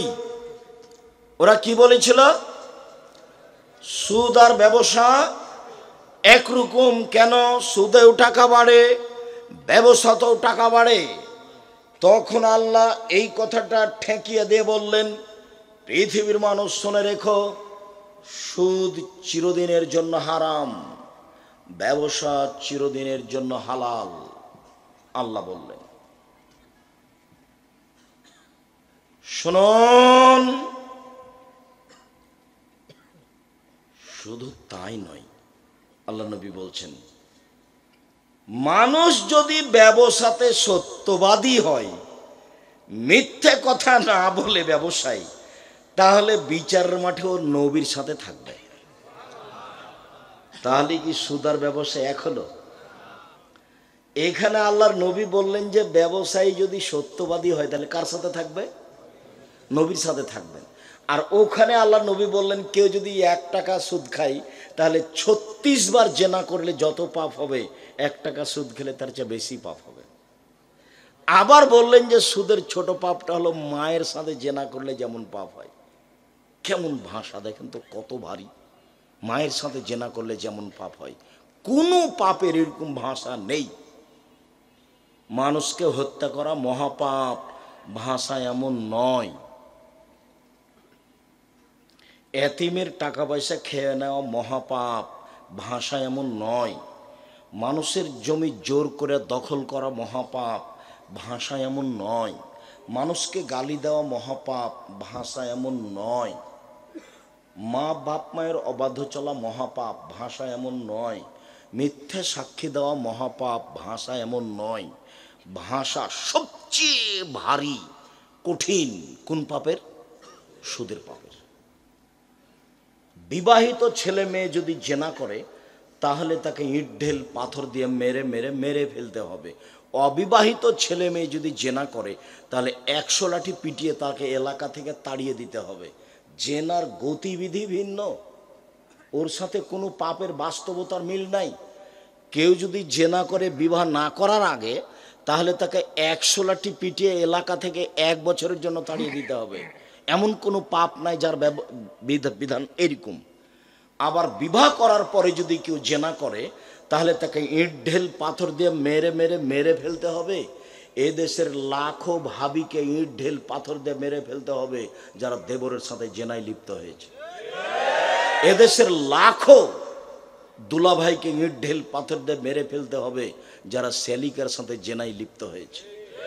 এদেশের লাখো পুরুষকে ইট ঢেল পাথর দিয়ে মেরে ফেলতে হবে যাদের স্ত্রী থাকা সত্ত্বেও অন্য মহিলার সাথে জেনায় লিপ্ত হয়েছে। এদেশের লাখো নারীকে ইট ঢেল পাথর দিয়ে মেরে ফেলতে হবে সরকারিভাবে যাদের স্বামী থাকা সত্ত্বেও অন্য পুরুষের সাথে জেনায় লিপ্ত হয়েছে। পাপের জগতে এমন কোনো পাপ নেই যেটা এমন হতে পারে 3 শ্রেণীর মানুষকে হত্যা করতে হয়, তার 2 শ্রেণীর মানুষের বাঁচার পথ আছে। আশহাদু আল্লা ইলাহা ইল্লাল্লাহ, আমি সাক্ষ্য দিচ্ছি আল্লাহ ছাড়া কোনো মাবুদ নাই। ওয়া আশহাদু আন্না মুহাম্মদ রাসূলুল্লাহ, আমি সাক্ষ্য দিচ্ছি মুহাম্মদ আল্লাহ রাসূল। এরকম সাক্ষী দেওয়ার লোককে হত্যা করা যায় 3টা পাপের কারণে, তবে 2টা পাপের কারণে বাঁচা যায়। এক, বলছে আমি কোরআন মাজিদ মানি না, তাহলে তাকে সরকারিভাবে হত্যা করতে হবে, তার নাম মুরতাদ। এক, বলছে গাভীর দুধ হারাম, তাহলে তাকে হত্যা করতে হবে সরকারিভাবে। এক, বলছে যে মদ হালাল, তাকে হত্যা করতে হবে সরকারিভাবে, তবে আর বাঁচার পথ আছে। একে ফাঁসির মঞ্চে নিয়ে যাওয়া হয়েছে, ফাঁস টান টান, তখন বলছে ভুল হয়েছে, ভুল হয়েছে, ভুল হয়েছে, কোরআন মাজিদে আল্লাহর বিধান, কোরআন মাজিদে আল্লাহর বিধান, আমার ভুল হয়েছে। তাকে ফাঁস থেকে নামিয়ে নিতে হবে, আর ফাঁসি হবে না। এ দেখেন বেঁচে গেল। দুই, কেউ যদি কাউকে হত্যা করে, আমি যদি আপনার ছেলেকে হত্যা করি, তাহলে আপনি আমার কেসাস নিয়ে নেবেন, আমাকেও হত্যা করতে হবে সরকারিভাবে। এখন আমাকে হত্যা করার জন্য ফাঁসির মঞ্চে নিয়ে যাওয়া হয়েছে, ফাঁস গলায় দেওয়া হয়েছে, কিন্তু আপনার বাপ মা বলছে যাক যাক যাক আমরা মাফ করে দিলাম, আমরা কেসাস নিব না, আমরা মাফ করে দিলাম, আমরা কেসাস নিব না। তাহলে আপনাকে কি করতে হবে? নামিয়ে নিতে হবে। তিন, বিবাহ করার পরে যদি কেউ জেনায় লিপ্ত হয়, পৃথিবীর এমন কোনো পথ ঘাট নাই তাকে বাঁচানো যেতে পারে। আপনার বিচার হলো না, আপনি তওবা করলেন, পাপ ক্ষমা হয়ে যাবে ইনশাল্লাহ, সেটা ভিন্ন কথা। তার দয়া ভিন্ন, ফেরাউনকে মাফ করতে পারে সেটা ভিন্ন কথা। কিন্তু আপনাকে এইটা জানতে হবে, অন্তত আপনি বেঁচে থাকার কোনো সুযোগ রাখেন না, এটা আপনাকে মনে রাখতে হবে। 1 মিনিট, এই ছেলে 1 মিনিট, যা তোমরা তুমি গামে দিয়ে। গামেদ সম্প্রদায়ের একজন মহিলা আসলো, এই আল্লাহ রসুলকে বলছেন তাই নিয়া রাসূলুল্লাহ, আল্লাহ রসুল আমাকে পবিত্র করেন। তখন আল্লাহ রসুল বলছেন ইরজেই, বাড়ি ফিরে যাও, আস্তাগফিরুল্লাহ, আল্লাহর নিকটে ক্ষমা চাও, ও তুবি ইলাইহি তওবা করো। তখন মহিলাটি বলছে মালিক, ও মাইজুবনু মালিকের বিচার না করে তাকে ফিরিয়ে দিয়েছিলেন, সেভাবে আপনি আমাকে ফিরিয়ে দিতে চাচ্ছেন? অন্না হবলাবিনা জেনা, আমার পেটে অবৈধ সন্তান আছে, আমি ফিরে যেতে রাজি নই, বিচার করে দিতে হবে। দেখেন ইসলামী নিয়ম কেমন। আল্লাহ রসুল বলছেন ইরজেই হাত্তা তালেদি, বাড়ি ফিরে যাও, যেদিন বাচ্চা হবে সেদিন আসছো, বিচার করে দিব। মহিলা বাড়ি চলে গেল।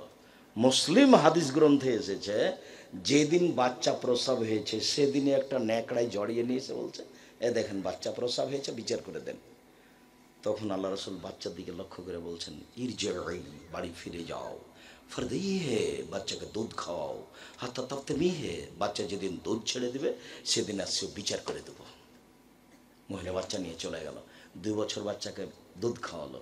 2 বছর পরে বাচ্চা নিয়ে বিচারালয়ে উপস্থিত, বাচ্চার হাতে তখন একটা রুটি রয়েছে, রুটি প্রমাণ করে বাচ্চা খাদ্য খেতে পারে।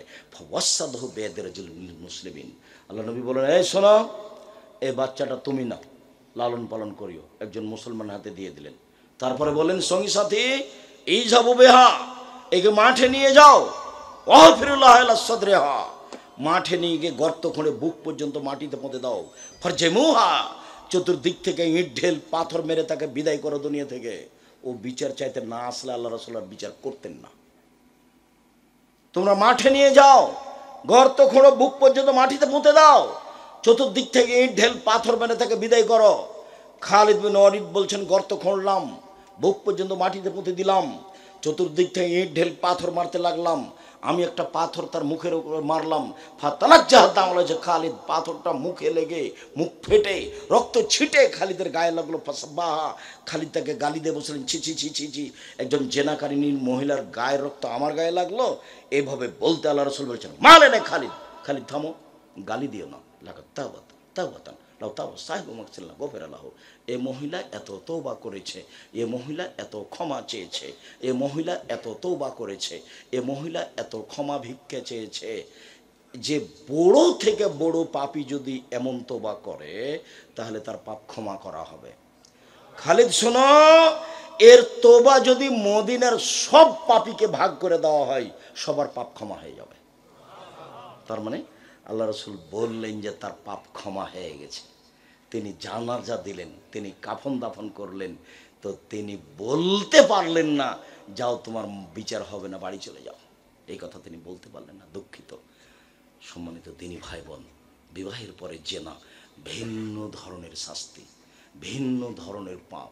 পৃথিবীর এত বড় মানুষ, পৃথিবীর সবচেয়ে পাওয়ারফুল মানুষ মুহাম্মদ সাল্লাল্লাহু আলাইহি সাল্লাম, এত বড় পাওয়ারফুল মানুষ আল্লাহ পৃথিবীতে কাউকে সৃষ্টি করেননি।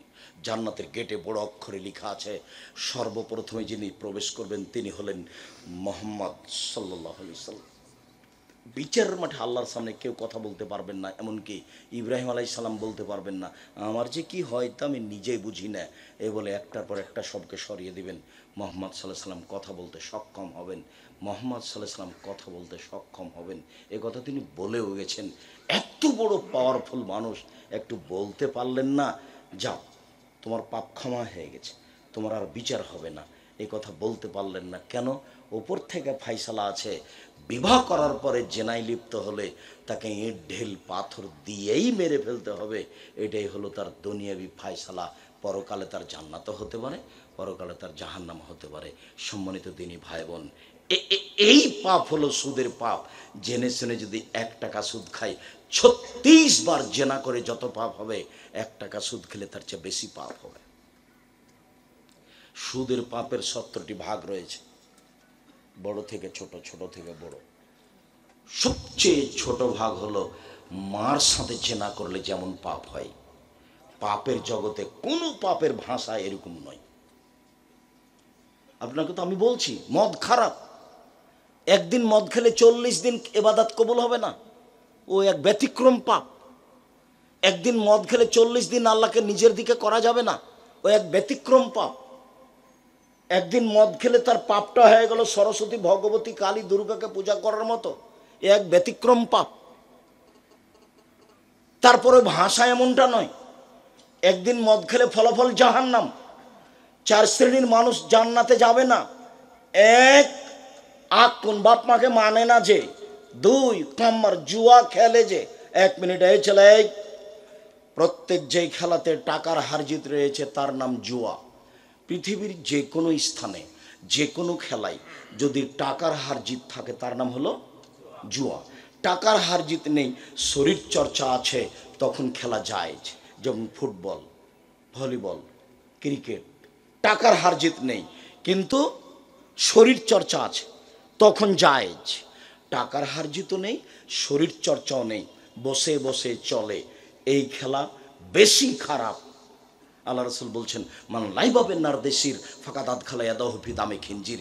কেউ যদি চৌসার, ছক্কা, লুডু, দাবা, পাঞ্জা, ক্যারামবোর্ড, তাস, গেমস, এরকম খেলা পৃথিবীতে আরও যত জন্ম নিয়েছে, আরও যত জন্ম নিবে, বসে বসে চলে, শরীর চর্চা হয় না, বসে বসে চলে, অন্য কাজ হয় না, এই খেলাতে যদি কেউ অংশগ্রহণ করে, সে তার হাতকে শরীর শুকুরের রক্তের মধ্যে ডুবিয়ে দিল। কার মধ্যে ডুবালো? শুকুরের, শরীর রক্তের মধ্যে ডুবিয়ে দিল। তার মানে বসে বসে চলে, কোনো কাজ হয় না, তাসবিহ তাহলিল হয় না, শরীর চর্চা হয় না, সামাজিক কাজ হয় না। ইসলাম কোনো মানুষকে বসে খেতে দিবে না। এই ছেলে বসে আছো কেন? তাস খেলাচ্ছ কেন? এই ছেলে বসে লুডু খেলাচ্ছ কেন? এটা কোন ঢং? এই ছেলে তোমাকে বলছি, তোমার ওই তাস খেলার ক্যারাম বোর্ডটা ভেঙে ঘুমাবা। বক্তব্যের সঙ্গে মুনাফিকি করিও না, মুনাফিকি করে কোনো লাভ নাই। তুমি যদি ভেঙে ঘুমাও তাহলে তুমি আসলেই বক্তব্য শুনেছ, তুমি একজন মুসলিম। মুসলিম মানে মেনে নেওয়া, ইসলাম মানে ওর ধর্ম, ওর ধর্মের নাম ইসলাম। আর মুসলিম মানে মেনে নিয়েছি।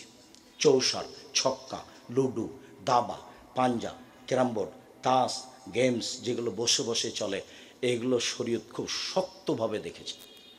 মধ্যখানে একটা কথা বারবার আঘাত করছে, আপনার স্ত্রীকে বলে এসেছি অনেক কিছু, তারপর আমি কষ্ট পাচ্ছি একটু না বললে। আপনার স্ত্রী আপনার বাচ্চার হাতে গেমস খেলতে দিয়েছে, বাচ্চাকে একটা মোবাইল, আর আপনার স্ত্রী স্টার জালসা নিয়ে বসে আছে। এ হস্তিনী বউ। আমি আপনাকে কষ্ট দিতে চাই না বারবার বলে, আমি আপনার বউ ভালো হোক এটাই আমি চাচ্ছি, আপনার বউ ভালো হোক এটাই আমি চাচ্ছি। যদি সত্যিই সংসারকে সুন্দর করতে চান, সরকারের দোষ দিয়ে কোনো লাভ নেই। আপনি তো আপনার পরিবারের মালিক, আপনি আপনার পরিবারকে কন্ট্রোল করবেন। আল্লাহ বলছেন, কু আনফুসাকুম ওয়া আহলিকুম নারা, তুমি নিজেকে জাহান্নাম থেকে বাঁচাও, তোমার পরিবারকে বাঁচাও। আপনাকে তো জনগণের দায়িত্ব দেওয়া হয়নি।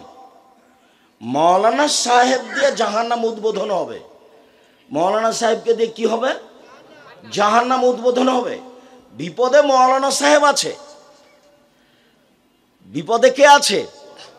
মৌলানা সাহেব আছে। তো মৌলানা সাহেবের হলো মোহাম্মদ সাল্লাল্লাহু আলাইহি ওয়াসাল্লামের কথা জাতির কাছে পৌঁছাতে হবে, কেসা কাহিনী বলতে পাবে না।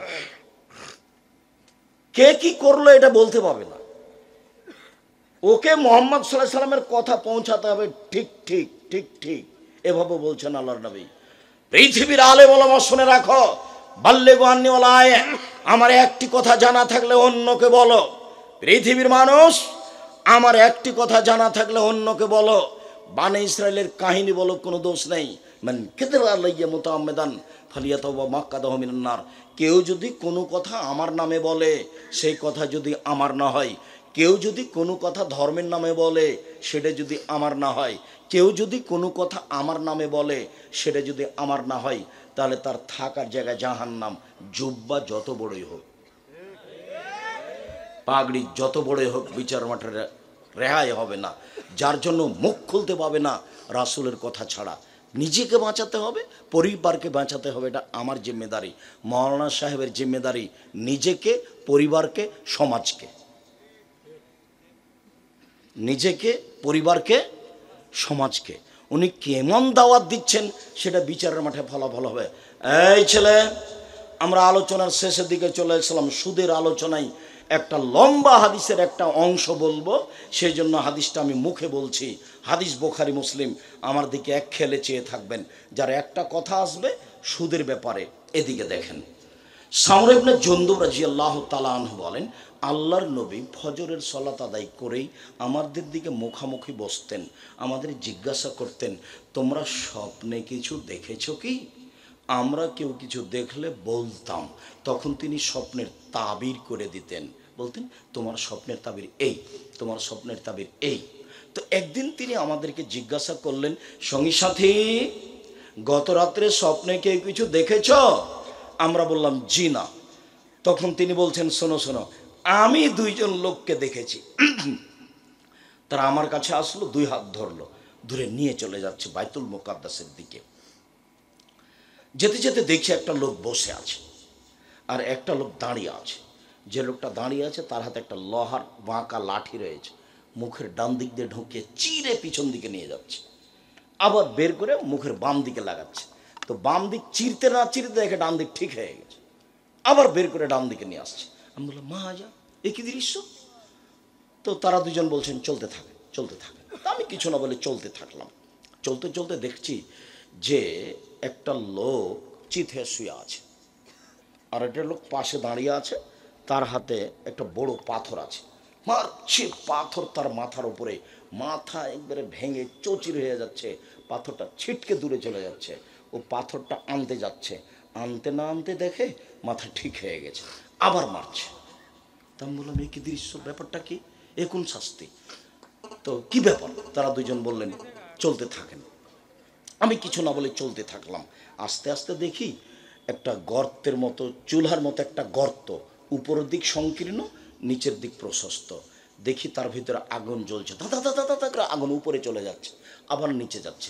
দেখি তার ভিতরে পুরুষ এবং নারী উলঙ্গ অবস্থায় জমা ধরে আছে, উলঙ্গ অবস্থায় দুজন করে জমা ধরে আছে, দাদা দাদা দাদা করে উপরে চলে যাচ্ছে, আবার নিচে আসছে, আবার উপরে যাচ্ছে, আবার নিচে আসছে। আমি বললাম, এ কি? তারা দুজন বললেন, চলতে থাকেন। আমি কিছু না বলে চলতে থাকলাম। আস্তে আস্তে দেখি একটা নদী, নদীতে পানি নেই, শুধু রক্ত রক্ত, পানি নেই। তো দেখছি নদীর পাশে একটা লোক দাঁড়িয়ে আছে, হাতে পাথর আছে, আর মাঝামাঝিতে একটা লোক আছে, খুললো মারা দেয় এক রোজা। যতবার উঠার চেষ্টা করছে, পাশ থেকে পাথর মেরে তার মুখটাকেও ভেঙে দিচ্ছে পাশের লোকটা। যতবার চেষ্টা করছে উঠার, ততবার পাথর দিয়ে তাকে রক্তের মাঝামাঝিতে করে দিচ্ছে আর মুখটা ভেঙে দিচ্ছে। আমি বললাম, এ কি? তারা দুজন বললেন, চলেন, চলতে থাকেন। তো আমি কিছু না বলে চলতে থাকলাম। দেখে একটা বাগান, সবুজ বাগান, অনেক বড়। দেখি গাছ, একটা অনেক বড় গাছ, বাগানের ভেতরে গাছের পাশে একটা বৃদ্ধ মানুষ বসে আছে, বৃদ্ধ মানুষ। তার সামনে দেখি অনেকগুলো বাচ্চা ছেলে আছে। দেখি পাশে একটা লোক দাঁড়িয়ে আছে, তার হাতে একটা লোহার বাঁকা লাঠি আছে, এইভাবে আগুনকে উত্তেজিত করছে। এটা আমি দেখতেই তারা দুজন উপর দিকে নিয়ে চলে গেল, একটা ঘরে ঢোকালো। এত সুন্দর ঘর আমি কোনোদিন দেখিনি। ঘরে আছে যুবক, ঘরে আছে যুবতী, ঘরে আছে মহিলা, ঘরে আছে পুরুষ, ঘরে আছে বৃদ্ধ মানুষ, সব ভর্তি। বের করে নিল, আরও উপরে নিয়ে গেল আর একটা ঘর, আল্লাহু সামাদ। পরের ঘরটা আগের ঘরের চেয়ে আরও সুন্দর। দেখি এখানে যুবক আছে আর বৃদ্ধ মানুষ আছে। আমি বললাম, এই শোনো, এতক্ষণ যা দেখলাম বলে দাও, কি দেখলাম? কালা। তারা দুজন, হ্যাঁ। সব বলে দেব। শোনেন, ওই যে প্রথম লোকটাকে দেখলেন না, ডান দিক দিয়ে, মুখের ডান দিক দিয়ে বাঁক আল্লাহর লাঠি ঢুকিয়ে চিরে ফেলা হচ্ছে। ফারাজুলুন কাযযাব, ও মিথ্যুক, মিথ্যা কথা বলতো। ইউফালু বিহি ইলা ইয়াউমিল কিয়ামা, যতদিন পর্যন্ত জাহান্নাম জান্নাত বিচার না হচ্ছে ততদিন পর্যন্ত তার এই শাস্তি হতে থাকবে। মিথ্যে কথা থেকে বিরত থাকতে হবে। আল্লাহ নবী বলছেন, পৃথিবীর মানুষ শুনে রেখো, কেউ যদি মজাক করে হলেও মিথ্যে না বলে, আমি মুহাম্মদ সাল্লাল্লাহু আলাইহি সাল্লাম তাকে একটা জান্নাতে ঘর নিয়ে দিব। মজাক করে হলে মিথ্যে না বলে, যে মিথ্যে বলবে তার শাস্তি এই। তারপরে যে আপনি দেখলেন পাথর দিয়ে একজন মানুষের মাথা ভেঙে দেওয়া হচ্ছে, উনি হচ্ছেন মাওলানা মানুষ, ইলম অনুযায়ী আমল করেননি, রাতে কোরআন তেলাওয়াত করেননি। মাওলানা সাহেব বড় বিপদে, এই কারণে তার মাথাকে ভেঙে দেওয়া হচ্ছে। তারপরে যে আপনি দেখলেন চুলার মতো একটা গর্ত, ধাঁধা ধাঁধা ধাঁধা করে আগুন জ্বলছে, উপরে যাচ্ছে নিচে নেমে আসছে। এই পুরুষ এবং নারী উলঙ্গ হয়ে জমা ধরে আছে, দাদা করে উপরে উঠে যাচ্ছে, আবার নিচে নামে আসছে। এ হলো ব্যভিচার, ব্যভিচারণী, জেনায় লিপ্ত থাকতো। বোঝা গেল না কথা মনে হয়? আমি এখানে আরেকটা বাক্য ব্যবহার করি। আল্লাহ নবী আরেকদিন বলছেন, আমি ঘুমিয়ে আছি, দুইজন লোক আসলো, এসে আমার দুই হাত ধরে নিয়ে চলে গেল। হঠাৎ দেখি মানুষ অনেক ফুলে ফেঁপে খুব উঁচু উঁচু হয়ে আছে, দুর্গন্ধে টিকা যায় না। মনে হচ্ছে ওরা গণশৌচাগার, মনে হচ্ছে ওরা গ্রামের টয়লেট, মনে হচ্ছে ওরা গণশৌচাগার, মনে হচ্ছে ওরা গ্রামের টয়লেট। আমি বললাম, জিব্রাইল এরা কে? তখন জিব্রাইল বলছে, অহমুজোনাতা জাওয়ানি, এরা হলো ব্যভিচার, ব্যভিচার নেই। এই ছেলে মনে থাকবে, জমা ধরে আগুনে জ্বলছে, এরা কারা? ব্যভিচার, ব্যভিচার নেই। আর একটা বর্ণনায় আল্লাহ নবী বলছেন যে খুব স্বাস্থ্য মোটা মোটা হয়ে আছে, দুর্গন্ধে টিকা যায় না, এরা কারা? ব্যভিচার, ব্যভিচার নেই। এইখানে আল্লাহ নবী একটা কথা বলেছেন যে যারা ব্যভিচার মহিলা, ওদের লজ্জা স্থানের গন্ধে জাহান্নামীরা জাহান্নামে টিকতে পারবে না। যদিও ওই সূত্রের একটা দুর্বলতা পেশ করা আছে, কিন্তু তিনি এই কথা বলেছেন। তারপরে যে আপনি দেখলেন না, একটা লোক রক্তের নদীতে পড়ে আছে, নদীতে পানি নাই, যতবার উঠার চেষ্টা করছে ততবার তার মুখের উপরে পাথর দিয়ে তার মুখটা ভেঙে দেওয়া হচ্ছে। আকেলুর রেবা, ও হলো সুদখোর। এটা হলো আমাদের আলোচনার সাথে সম্পৃক্ত কথা। হাদিস বুখারী।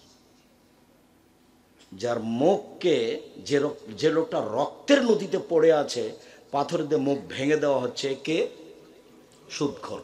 বিচারের দিন পর্যন্ত এভাবে শাস্তি হতে থাকবে। এই ছেলে, এক টাকা সুদ খেলে 36 বার জেনা করে যত পাপ হবে, 1 টাকা সুদ খেয়ে তার চেয়ে বেশি পাপ হবে। 2, সুদের পাপের 17টি ভাগ রয়েছে, ছোট ভাগ হলো মার সাথে জেনা করলে যেমন পাপ হয়।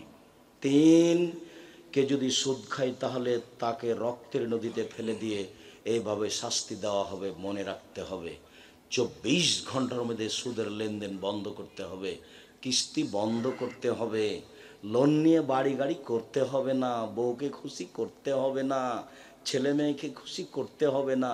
আল্লাহ নবী দিন রাত বলতেন, আউযু বিকা মিনাল মাসামি ওয়াল মাগরাম, আমি তোমার কাছে বাঁচতে চাই বড় পাপ হতে, তোমার কাছে বাঁচতে চাই ঋণ কর্য হতে, তোমার কাছে বাঁচতে চাই বড় পাপ হতে, তোমার কাছে বাঁচতে চাই ঋণ কর্য হতে। ঋণ কর্য ভিন্ন জিনিস। জানাজা রেডি, আল্লাহ রাসূল শুরু করবেন। এর ঋণ আছে নাকি? জি আছে, তাহলে গেলাম আমি, তোমরা জানাজা করো। যার ঋণ আছে তার জানাজা হবে না। হুজুর পড়িয়ে দিয়েছে, তারা রেখেছে, সেই জন্য। আপনি আমাকে বলেন তো দেখি, আমার জীবনে এমন কোনো দিন আসেনি, এই দীর্ঘ জীবনে আমি 90 সাল থেকে শিক্ষকতা করি। 88 আগস্টের 20 তারিখ রোজ বুধবার, পরিস্থিতি আমাকে কোনো দিন চাপ দিয়ে কোনো কথা করিয়ে বলতে পারিনি, সাহসী রাখে না, ওই হিসাবে আমি করি না। আল্লাহ আমাকে এমন ভালোভাবে রেখেছে, আপনার টাকা দিয়ে আমাকে চলতে হবে এরকম আমার কোনো দিন পার হয়নি। আমি আপনাকে টাকা দিতে প্রস্তুত ইনশাআল্লাহ, ওই হিসেবে আমি করি না। যার কারণে আমি কোনো দিন এই বিপদের মধ্যে আল্লাহ আমাকে ফেলেননি। আমি আমার জীবনে কোনো দিন অপ্রয়োজনীয় বাক্য বলি না, আমার জীবনে আমি কোনো দিন মাঝহাব নিয়ে কথা বলিনি, আমার জীবনে আমি কোনো দিন সরকার নিয়ে কথা বলিনি। আমি মানুষের সামনে দাঁড়ালে বসলে বিষয়ভিত্তিক কথা বলি, যা বলছি, সুদের পাপ মহাপাপ, সুদের পাপ মহাপাপ। সুদ মানে হলো টাকাকে নিজস্ব গতিতে না রাখা। টাকার নিজস্ব গতি কি? বিনিময়ে ব্যবহার হবে। 1 কেজি বেগুন নিয়েছি, বিনিময় কি দিব? টাকা। যদি টাকা নিয়ে টাকা দিয়ে যদি টাকা নিই তাহলে ওর উপরে জুলুম করা হলো। যদি টাকা দিয়ে টাকা নিই তাহলে টাকাকে নিজ গতিতে ব্যবহার হতে দেওয়া হলো না, ওর উপরে জুলুম হলো। এখন সমাজ নিঃস্ব হবেই। তখন আল্লাহ বলেছেন ওর টাকা কমে যাবে, আল্লাহর নবী বলেছেন ও নিঃস্ব হবে। হাদিস এবং কোরআনের সমন্বয়ে আব্দুর রাজ্জাক বিন ইউসুফ বলেছেন তাকে একদিন ভিক্ষা করে খেতে হবে, সে একদিন ভিক্ষুক হবেই। হয় সে ভিক্ষা করবে, না হয় তার ছেলে করবে, না হয় তার ছেলে করবে। সুদের টাকা থাকবে না। আল্লাহ বলেছেন কমে যাবে, নবী বলেছেন নিঃস্ব হবে। যেহেতু নিঃস্ব, কাজে দেশের সব টাকা 2-1 জনের কাছে চলে যাবে, বাকি লোক নিঃস্ব হয়ে যাবে। পৃথিবীর টাকা 2-1টা দেশে চলে যাবে, বাকি দেশগুলি দেউলিয়া হয়ে যাবে। এটা হলো সুদের ফলাফল। এই চলে, সুদের নিজস্ব গতি কি? ওকে বিনিময়ে ব্যবহার হতে হবে, একটা দিয়ে একটা নিতে হবে। যদি টাকা দিয়ে টাকা নেওয়া হয় তাহলে টাকার উপরে কি করা হবে? জুলুম করা হবে। তখন মানুষের টাকা কমে যাবে, আল্লাহ বলেন। তখন মানুষ নিঃস্ব হবে, আল্লাহর নবী বলেন। সমন্বয়ে বলা হয়েছে যে একদিন তাকে ভিক্ষা করে খেতে হবে, হয় সে করবে, না হয় তার ছেলে করবে, না হলে তার নাতি করবে। এই টাকা থাকবে না। সুদ মহাপাপ। সুদের যে ভাষা ব্যবহার করা হয়েছে অন্য কোনো পাপের সে ভাষা ব্যবহার করা হয়নি। মর্মে 24 ঘন্টার মধ্যে আপনার স্ত্রীকে কিস্তি বন্ধ করার জন্য অনুরোধ জানাচ্ছি, আপনাকে অনুরোধ জানাচ্ছি। শেষে বলেছি আপনি আপনার বাপের জমিদারি দিয়ে খান, সমস্যা নেই। বাপের জমি আছে শত শত বিঘা, পাপ নাই। আপনি দেন, লিজ দেন। লিজ বুঝেন? ভাড়া দেওয়া। কট রাখা না যায়, কট রাখা যাবে না, বন্ধক রাখা যাবে না। 20,000 টাকা দিয়ে নিয়ে একটা লোকের কাছে জমি রেখেছেন, 3 বছর পরে টাকাও ফেরত নেবেন, জমিও নেবেন, এটা চলবে না। লিজ জায়েজ, ভাড়া জায়েজ। এই জমি আপনি 20,000 টাকায় 1 বছরের জন্য খেতে দিলেন, বছরও শেষ, টাকাও শেষ, এর নাম ভাড়া। বাপের জমিদারি আছে, জমি ভাড়া দিয়ে খান। বড় শিক্ষা অর্জন করেছেন, চাকরি করে খান। এগুলো যদি পথ না থাকে দিন মজুরি করে খান। শ্বশুরের বিয়ের কাছে টাকা নেবে না, এই ছেলে শ্বশুরের কাছে যৌতুক নেবা না। ভিক্ষা করে টাকা দিয়ে, ভিক্ষা করা টাকা দিয়ে চাউল কিনে ভাত খেয়ে ইবাদত কবুল হবে। ভিক্ষা করা টাকা দিয়ে চাউল কিনে ভাত খেয়ে ইবাদত কবুল হবে। শ্বশুরের কাছে টাকা নিয়ে, যৌতুক নিয়ে, সেই টাকা দিয়ে চাউল কিনে ভাত খেয়ে ইবাদত কবুল হবে না। দেখি কোন মায়ের বেটা উল্টে ধরতে পারে। এই যে বললাম 26 বছর থেকে কলমে ফতোয়া লিখি, 6 বছর থেকে ফতোয়া বোর্ড নিজে পরিচালনা করি। 24 ঘন্টার ভিতরে শ্বশুরের কাছে যা কিছু নিয়েছে, খাটখাটলা, ফার্নিচার, টাকা পয়সা সব ফেরত দিতে হবে আগামীকাল সন্ধ্যা হতে হতে। তুমি বলছো যে আমার শ্বশুর আমাকে খুশিয়ে মোটরসাইকেল দিয়েছে, তুমি এই কথা মিথ্যে বলছো, তোমার শ্বশুর এই কথা মিথ্যে বলেছে। আচ্ছা, তোমার শ্বশুর মোটরসাইকেলটা ভিক্ষুককে দিতে পারে না? ভিক্ষুক তোমার শ্বশুরের সামনে যদি এখনই আসে, এসে ভিক্ষা চাই, তোমার শ্বশুর বলবে মাফ করো, মাফ করো, মাফ করো। খুশি তোমাকে মোটরসাইকেল দিয়েছে, শরম পাও না? একটু লজ্জা হয় না? বছর শেষে তুমি বলবা আব্বা আমি গরিব মানুষ, দিন মজুরি করে খাই, আপনি আমার শ্বশুর সম্মানী মানুষ, মেয়ে লালন পালন করে আমার হাতে দিয়েছেন, আমি কি উপকার করতে পারি, এই যে একটা লুঙ্গি দিলাম। বছর শেষে শ্বশুরকে উপহার দিও, এটা তোমার মানবতা। কেন তুমি বললে টাকা কর্জ নিলে অন্যের কাছে নিও, শ্বশুরের কাছে টাকা নিয়েছো কেন? বাপ বেটা ভিক্ষা করে খাবা। ভিক্ষা করে খাবা কেন? দিন মজুরি করে খাবা। আব্দুর রাজ্জাক সাহেব যেটা একবারে নিচে নামিয়ে দিয়েছে সেটা